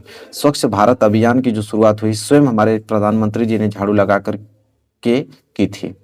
ठीक है, तो यह हमने डिटेल में लिखा है। अब लास्ट हेडिंग और बचा है उपसंहार। तो जैसा कि देख पा रहे हैं कितना सिंपल वर्ड में मैं लिख के लेके आया हूँ। ठीक है, उपसंहार हेडिंग डालेंगे, लिखेंगे हालांकि इस अभियान की जो कार्य अवधि अब समाप्त हो गई है, फिर भी इस अभियान ने लोगों के दिलों में स्वच्छता की वो मशाल जला दी जो अब बुझने वाली नहीं है। यदि हम सब स्वच्छ भारत अभियान को अपने जीवन का एक हिस्सा बना लें तो वह दिन दूर नहीं जब भारत का सिर्फ एक शहर ही नहीं अपितु संपूर्ण भारत स्वच्छ भारत का सपना भी सच हो जाएगा। ठीक है, ये उपसंहार देखिए कितना सिंपल वर्ड में लिख के लेके आया हूं, ऐसा कहीं नहीं मिलेगा आप लोगों को। तो देखिए ये भी प्रश्न हमने यहाँ पे क्लियर करा दिया। ठीक है, 9 नंबर के लिए आएगा। फिर अब ये आता है आप लोगों को कि अपने पठित खंड काव्य के आधार पर निम्नलिखित प्रश्नों में से किसी एक का उत्तर दीजिए। इसका उत्तर मैं नहीं बताऊंगा, इसलिए नहीं बताऊंगा क्योंकि इतने सारे हैं और यहाँ पे सभी डिस्ट्रिक्ट के लोग हमसे जुड़े हुए हैं, तो मैं कितना का बताऊंगा भाई। सब डिस्ट्रिक्ट का अलग अलग आता है। जब क्वेश्चन बैंक आप खोलोगे ना, तो जैसे मुक्ति दूत देखोगे तो मुक्ति दूत जहाँ से स्टार्ट हुआ रहेगा ना, तो वहाँ पे कोष्टक बना के सभी डिस्ट्रिक्ट का नाम लिखा होगा कि ये मुक्ति दूत किन डिस्ट्रिक्टों के लिए, किन जिलों के लिए यह है। इसी तरह ज्योति जवाहर में जाओगे ना, तो वहाँ पे भी आप लोगों को बॉक्स बना के लिखा रहेगा कि ये किस डिस्ट्रिक्ट के लोग लड़के ये सब ज्योति जवाहर का पढ़ेंगे। तो अपने क्वेश्चन बैंक में जाके देख लेना, अपने डिस्ट्रिक्ट का नाम देख लेना है कि हमारे डिस्ट्रिक्ट का नाम किन इन खंड काव्य में है। तो जिन खंड काव्य में आप डिस्ट्रिक्ट का नाम मिलेगा वही खंड काव्य आपको याद करके जाना है, एग्जाम में वही लिखना है। ये नहीं कि आपके डिस्ट्रिक्ट में मुक्ति दूध दिया है और आपने ज्योति जवाहर लिख दिया तो 1 नंबर नहीं मिलेगा, बता देता हूँ, पूरा कट जाएगा। क्योंकि डिस्ट्रिक्ट वाइज वहाँ से पेपर जाता है, तुम लोगों को मालूम होता है कि इन डिस्ट्रिक्ट का कौन सा खंड काव्य है, इसलिए कॉपी वो लोग चेक करते हैं। तो याद रखना, ये पहले बता देता हूँ, इसलिए मैं इसका सोल्यूशन नहीं बताया। मैंने तो बताना होगा भाई, सबका बताना पड़ेगा क्योंकि सभी लोग हमसे जुड़े हुए हैं, तो कितना बताऊंगा। इसलिए मैं आप जिम्मेदारी आप लोगों को देता हूँ कि आप स्वयं घर पे कर लेना। तो देखो ये आप लोगों का पेपर का सोल्यूशन बीत गया है। इसी तरह 7 पेपर में आप लोगों को करा दूंगा। टोटल 7 पेपर जिस दिन आप कर लेंगे उस दिन तो आप लोग सोचेंगे कि कब पेपर में बैठा जाए और 70 में 70 नंबर लाया जाए। तो आई होप आपको क्लियर हो गया होगा मेरे प्यारे विद्यार्थी। वीडियो को लाइक कर देना, चैनल पे नए हो तो चैनल को जरूर सब्सक्राइब कर लेना और बेल आइकन को भी प्रेस कर लेना। चलो मिलेंगे नेक्स्ट वीडियो में, तब तक के लिए धन्यवाद। तो मैं आप लोगों को 3 महत्वपूर्ण निबंध बताऊंगा। देखो एक पेपर मेरे पास है 2022 का, वाकई में कमाल का पेपर है, इसका सोल्यूशन भी मैं करा दिया हूँ, ठीक है, आप लोग जाके देख सकते हो। इसमें अगर मैं बात करूं जो निबंध दिया है उससे बाहर एक निबंध नहीं आ सकता है। देखो एक आपका स्वच्छ भारत अभियान, एक विज्ञान वरदान या अभिशाप, एक प्रदूषण की समस्या और समाधान, एक देश प्रेम, एक जनसंख्या वृद्धि की समस्या और समाधान। देखिए होता क्या है, आपको 5 निबंध दे दिया और इन पांचों में से मात्र एक ही आपको करना है, ठीक है। तो आज की वीडियो में 3 बता रहा हूं, तो 3 मालूम रहेगा तो एक नहीं कर दोगे। तो ऐसा तो है नहीं कि 5 में से तीनों ना आए, तीनों में से एक तो आएगा और तीनों याद रहेगा तो एक तो कर ही दोगे। तो देखो तीनों बताने वाला हूँ, एक स्वच्छ भारत अभियान वाला, एक विज्ञान वरदान अभिशाप और प्रदूषण की समस्या और समाधान। एक चीज और बता दूं आप लोगों को, ये बोर्ड एग्जाम की कॉपी में लेकर आया हूं, सेम ये बोर्ड एग्जाम की कॉपी मिलती है। और किस प्रकार लिखोगे बोर्ड एग्जाम की कॉपी पे, कौन सी हेडिंग डालोगे, किस प्रकार लिखोगे, तो पूरे 9 में 9 नंबर मिलेंगे, मैं आप लोगों को बताने वाला हूँ, ठीक है। चलिए देखिए मैं सबसे पहला स्टार्ट कर रहा हूँ आप लोगों को प्रदूषण पे, ठीक है। और जैसा कि देख पा रहे हो लगातार आप देख पा रहे हो 2013 में, 14 में, 15 में, 16 में, 17 में, 18 में, 19 में, 20 में, 21 में, 22 में लगातार पूछा गया है। देखो होता क्या है, सबसे पहले जब भी आप निबंध लिखने जाओ तो पहली हेडिंग आपको प्रस्तावना डालना ही डालना है। जब भी एग्जामिनर कॉपी चेक करता है तो पहली हेडिंग आपका प्रस्तावना देखेगा ही देखेगा। अगर आपको उसमें प्रस्तावना उसको नहीं दिखी तो आधे नंबर कटेंगे, इतना लिख लेना, क्योंकि उसको मालूम चलेगा कि आपने निबंध लिखने का तरीका ही नहीं मालूम है, आपने गलत लिखा है। क्योंकि जिसको सही लिखने का तरीका मालूम है वो प्रस्तावना जरूर डालेगा, क्योंकि प्रस्तावना से ही स्टार्ट होते हैं। देखो कैसे लिखोगे कि प्रदूषण विश्व की एक सबसे बड़ी समस्या है जो कम होने की बजाय प्रतिदिन बढ़ती जा रही है। प्रदूषण की वजह से पृथ्वी पर मौजूद सभी जीव जंतुओं को विभिन्न प्रकार की घातक बीमारियों का सामना करना पड़ रहा है। प्राकृतिक संतुलन में भी प्रदूषण के कारण दोष पैदा हुआ है। देखो कहीं किताबें नहीं मिलेगा, हमने अपने मन की बात वहां पे बयां कर दी है, लिख दी है। और एग्जामिनर यही चाहता है कि आप किसी चीज का रट्टा ना मारे, आप उसको खुद अपने भाषाओं में समझाएं, ठीक है। तो जिस प्रकार में लिखा होगा इस प्रकार आप लिखते हो तो तुरंत आपको नंबर मिल जाएगा। इससे ये हुआ है कि प्रस्तावना जैसे ही आप पढ़ोगे आपके दिमाग में मालूम चल गया होगा कि प्रस्तावना में हम कैसे प्रेजेंट करेंगे इन चीजों को, तो इससे आपके दिमाग में फिट हो गया होगा। जैसे आप पढ़ोगे सारी चीजें क्लियर हो जाएंगी।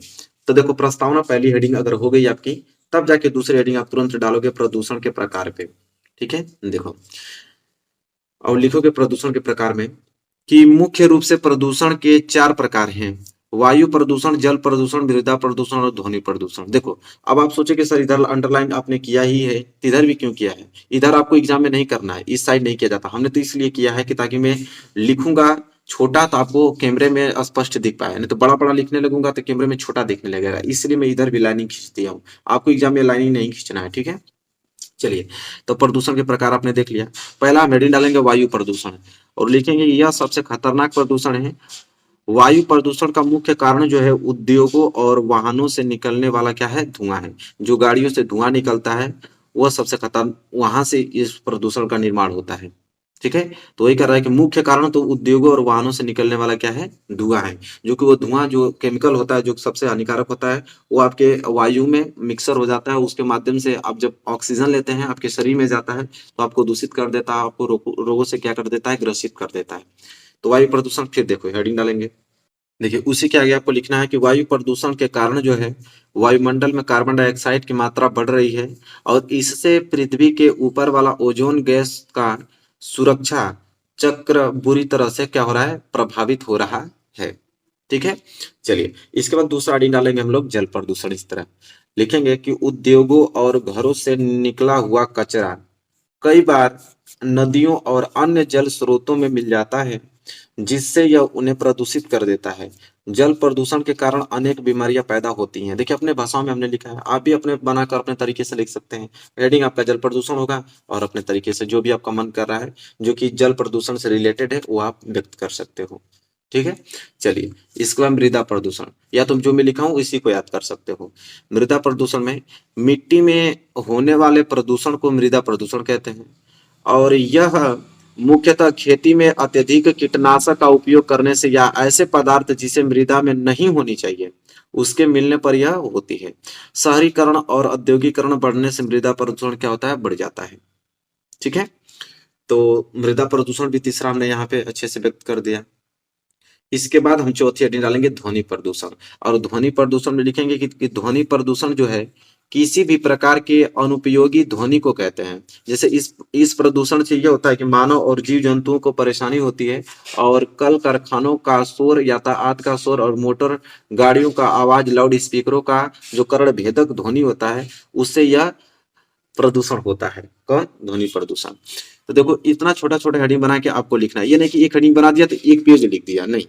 देखिए हमने कितने कम भाषाओं में एक एक हेडिंग में यहाँ पे हमने व्यक्त किया, इसी प्रकार आपको व्यक्त करना है। जब आपने प्रदूषणों का प्रकार लिख दिया, इसके बाद आप लिखोगे प्रदूषण के दुष्परिणाम, कि प्रदूषण से क्या दुष्परिणाम हो सकते हैं। तो देखिए लिखेंगे हम कि प्रदूषण के कारण जो है कि मानव के स्वस्थ जीवन का खतरा पैदा हुआ है, और प्रदूषण के कारण जो है मानव खुली हवा में लंबी सांस लेने के लिए तरस रहा है, और प्राकृतिक असंतुलन पैदा हो रहा है, और कई तरह के जीव और जो प्रजातियां हैं प्रदूषण के कारण क्या हो रही हैं, विलुप्त होती जा रही हैं। ठीक है, ये इसमें हमने प्रदूषण के दुष्परिणाम में हमने ये सारी चीजें इंक्लूड किया। इसके बाद हम लिखेंगे सुधार के उपाय, मतलब इसके कैसे हम सुधार कर सकते हैं। फिर लिखेंगे कि प्रदूषण कम करने के लिए हमें लोगों में जागरूकता पैदा करनी होगी, वनों के विनाश को रोकना होगा, और अधिक से अधिक क्या होना चाहिए, पेड़ लगाना हमें चाहिए। ठीक है, पेड़ लगाना होना चाहिए। देखो हमने सुधार के उपाय लिख दिया। ठीक है, इसके बाद देखिए उसी में कुछ लाइन और आपको ऐड करना है, जैसे वर्षा के जल को संचित करके उसका पुनः उपयोग करना चाहिए, और सरकार को भी समय समय पर प्रदूषण के खिलाफ क्या करना चाहिए, अभियान चलाने होंगे। अब लास्ट हेडिंग उपसंहार। देखिए होता क्या है कि जब भी निबंध आप लिखते हो तो पहली हेडिंग आपकी प्रस्तावना होनी चाहिए और लास्ट हेडिंग आपका उपसंहार होना चाहिए। अगर दोनों ये आपने अच्छे से लिख दिया तो इसी पे निर्धारित हो जाएगा और आपके नंबर पूरे मिल जाते हैं। ठीक है, तो ये दोनों हेडिंग मिस्टेक मत करना, चाहे आपको निबंध आए चाहे ना आए, पहला आपको प्रस्तावना डालना ही डालना है और लास्ट वाला हेडिंग उपसंहार डालना ही है। चलिए उपसंहार में भी देख लेते हैं कि प्रदूषण एक बहुत गंभीर समस्या है, और प्रदूषण कम करने के लिए हर व्यक्ति को अपने स्तर प्रयास करने की आवश्यकता है। देखिए हमारा कर्तव्य है कि हम प्रदूषण के खिलाफ अपना योगदान देकर पर्यावरण का सुरक्षा करें। ठीक है, देखिए बस खत्म, इतना अगर आपने लिखा है समझ लीजिए कि आप लोगों को पूरे के पूरे 9 नंबर मिलने वाले हैं। ठीक है, तो देखिए यहाँ प्रदूषण का भी समाप्त हो गया। अगर हम आगे बात करें और मैं आप लोगों को बताने वाला हूँ, तो देखो अगली जो आप लोगों का है वो है विज्ञान वरदान या अभिशाप। ये सबसे ज्यादा इंपॉर्टेंट है और हमने बहुत अच्छे तरीके से इसको लिख के लेकर आया है। देखिए विज्ञान वरदान या अभिशाप, फिर वही सबसे पहले प्रस्तावना तो डालोगे ही डालोगे। देखो लिखेंगे प्रस्तावना में कि आज का जो युग है विज्ञान का युग है, छोटी से छोटी वस्तु से लेकर बड़ी से बड़ी वस्तु तक जो भी आज हम जीवन में उपयोग में ला रहे हैं विज्ञान की देन है। यह वस्तुएं जो हैं इतनी अधिक हैं कि इनका नाम तक गिन पाना सरल नहीं है। जैसे छोटी सी सुई धागा, बटन, कागज, पेंसिल, पेन आदि सारी वस्तुएं विज्ञान के कारण ही हमें आज प्राप्त हैं। ठीक है, देखिए कितना हमने अच्छे तरीके से प्रस्तावना को व्यक्त किया है। ठीक है, कहीं किताब में नहीं मिलेगा, आप लोगों को कहीं भी देख सकते हैं ना, ट्यूशन बैंक में मिलने वाला है। ये जो मेरे मन में आया है वही हमने व्यक्त किया है। फिर अगली हेडिंग हमने बनाया है कि समय और स्थान की दूरी समाप्त। इसका क्या है कि विज्ञान ने समय और स्थान की दूरी समाप्त कर दी है। पहले जहां पहुंचने में कई महीने लग जाते हैं थे, वहां अब कुछ ही घंटों में पहुंच जाते हैं। सागर को पार करना अब कठिन नहीं है, पर्वत को लांघना अब बाएं हाथ का खेल बन गया है, रेगिस्तान को पार करना अब कठिन नहीं रहा। यह सब विज्ञान के कारण ही संभव हो पाई है। ठीक है, चलिए इसके बाद हमने अगली हेडिंग बनाई है यहाँ पे कि विज्ञान के प्रगति का आधार क्या है। फिर इसमें हमने लिखा है कि विज्ञान के कारण आज मानव ने प्रगति कर ली। शिक्षा, कृषि, उद्योग, धंधे यातायात के साधन सभी में विज्ञान के बढ़ते चरण दिखाई दे रहे हैं। शिक्षा के क्षेत्र में बहुत प्रगति हुई है। शिक्षा के लिए आवश्यक पुस्तकें, कागज, पेंसिल, पेन आदि विज्ञान के द्वारा ही हमें मिल पा रहे हैं। इसी प्रकार अन्य क्षेत्रों में भी हमने बहुत प्रगति की है और इस प्रगति का आधार है विज्ञान। ठीक है, तो ये विज्ञान की प्रगति का आधार हमने हेडिंग बना के इसमें व्यक्त किया। अगला हेडिंग हमने बहुत अच्छे से डाला है कि मनोरंजन और विज्ञान का क्या संबंध है। लिखेंगे कि आज खेल कूद की सामग्री से बाजार भरे पड़े हैं। अनेक प्रकार के पत्र पत्रिकाएं, रेडियो, दूरदर्शन आदि हम आसानी से प्राप्त कर सकते हैं। घर बैठे बैठे हम दूरदर्शन पर अपनी पसंद का कार्यक्रम देख सकते हैं। मनोरंजन के क्षेत्र में यह उन्नति विज्ञान के चमत्कार का ही परिणाम है। अगली हेडिंग हमने देखिए डाला है कि चिकित्सा और विज्ञान का क्या संबंध है। चिकित्सा के क्षेत्र में भी विज्ञान ने चमत्कार पैदा कर दिया है। छोटी से छोटी बीमारियों से लेकर बड़े से बड़े घातक रोग तक का इलाज आज आसानी से किया जा सकता है। कोई भी रोग आज ऐसा नहीं जिसे असाध्य कहा जा सके। हमारे पास सबका इलाज है। आज हमें नई नई औषधियां प्राप्त हैं। चिकित्सा के लिए एक से एक बढ़िया उपकरण का आज हम मरने के समीप रोगी को भी कुछ और समय तक जीवित रख सकते हैं। ऐसी औषधियां भी विज्ञान के चमत्कार का ही प्रमाण है। ठीक है, देखिए मेरे प्यार बच्चों, अगर इस प्रकार लिखते हो तो यह लग रहा है, कोई एग्जामिनर कॉपी चेक करेगा तो उसको ये लगेगा कि लड़का अपने तरीके से मुझे समझाने का प्रयास कर रहा है कि चिकित्सा और विज्ञान में क्या संबंध है। अन्यथा तो किताब में तो रट्टा मार, ठीक है, तो समझ जाएगा। अगर आपने किताब को हूबहू भी रट्टा मार के लिख दिया ना तो उसको ये लगेगा कि कहीं से नकल किया है, चाहे इसको कोई लिखवाया है, तो उतने मार्क्स नहीं देगा आप लोगों को। और इस प्रकार के जब वो व्यक्त करेगा, उन चीजों को पढ़ेगा, तो ये कॉपी जो है आपकी सबसे अलग दिखेगी, क्योंकि इस प्रकार का कोई लिखा ही नहीं होगा। हाँ, जो लोग मेरी वीडियो देखे होंगे वो लिख लेंगे। चलिए आगे लिखेंगे इसके। देखिए अगली हेडिंग हमने बनाया है कि विज्ञान का लाभ क्या है। लिखे, इस प्रकार विज्ञान के लाभ ही लाभ हैं। विज्ञान ने हमारे जीवन को बिल्कुल बदल कर रख दिया है। पहनने के लिए बढ़िया कपड़ा हमें प्राप्त है। स्कूटर, कारें, बसें, वायुयान और रेलगाड़ियों हमारे आने जाने के साधन हैं। बिजली ने गर्मी और सर्दी को अपने वश में करने का रास्ता बना दिया है। पर यह विज्ञान का ही एक पक्ष है और इसका दूसरा पक्ष भी है विज्ञान। ठीक है, देखिए आगे यह हो गया ना विज्ञान का लाभ। देखो दो हेडिंग हमने और व्यक्त किया है। एक विज्ञान विनाश के कारण, कि विज्ञान का विनाश भी है। ठीक है, क्या है देखिए, विज्ञान ने मानव के विनाश के लिए भी बहुत सी सामग्री बना दी है, जैसे अणु बम हुआ, नायाक बम हुआ आदि। विवश मचा देने वाले ये अस्त्र शस्त्र इतने हानिकारक हैं कि उनके प्रयोग से मानव जाति का नाम और निशान भी मिट जाएगा, समझ लीजिए। फिर लास्ट हेडिंग वही उपसंहार। उपसंहार बिना तो नंबर ही नहीं मिलने वाले हैं। देखो उपसंहार को हमने लिखा है कि विज्ञान ने मानव जीवन को बदल कर रख दिया है। इसने असंभव को संभव कर दिखाया है। विज्ञान तो साधन है, इस संसाधन का प्रयोग करना मानव के हाथ में है। वह यदि चाहे तो इसमें मानव जाति का कल्याण, यदि वह विज्ञान का प्रयोग मानव के विनाश के लिए करता है तो इसमें विज्ञान का कोई दोष नहीं। दोष यदि है तो उसका है जो इसका मानव संहार के लिए प्रयोग करता है। देखिए कितना अच्छे से हमने व्यक्त किया है। तो देखिए विज्ञान का यहाँ से संपूर्ण रूप से क्या हो गया, खत्म हो गया। मेरे प्यारे बच्चों, एक और निबंध आपको बताऊंगा स्वच्छ भारत अभियान का। ये तीनों अगर निबंध आपको याद है तो दुनिया की ताकत आपको नहीं रोकेगी 16 फरवरी को 9 नंबर लेने के लिए। ठीक है, चलिए चलिए स्वच्छ भारत अभियान। देखिए मेरे प्यारे बच्चों, फिर प्रस्तावना से स्टार्ट होगा चीजें कि स्वच्छता का सीधा संबंध हमारे शारीरिक एवं मानसिक स्वास्थ्य से जुड़ा हुआ है। अतः यह कहना गलत नहीं होगा कि एक स्वच्छ शरीर में ही एक स्वस्थ मन का विनाश होता है। अरे सॉरी, विनाश कह रहा हूं, निवास होता है। ठीक है, स्वच्छ शरीर में ही एक स्वस्थ मन का निवास होता है।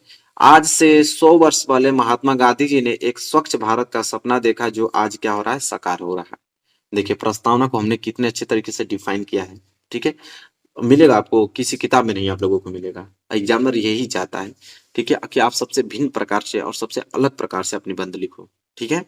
देखो, स्वच्छ भारत अभियान की शुरुआत हमने हेडिंग बनाई है और इसमें हम लिखेंगे कि हमारे आदरणीय प्रधानमंत्री श्री नरेंद्र मोदी जी के द्वारा स्वच्छ भारत अभियान की शुरुआत की, जिसका मुख्य उद्देश्य भारत को स्वच्छ एवं स्वस्थ बनाना है। हमारे प्रधानमंत्री द्वारा इस अभियान का जो शुभारंभ हुआ वो 2 अक्टूबर सन 2014 में महात्मा गांधी जी के जन्मदिन के दिन किया गया था। ठीक है, ये हमने स्वच्छ भारत अभियान की शुरुआत हेडिंग डाल के हमने डिफाइन किया कि उसकी शुरुआत कब हुई थी।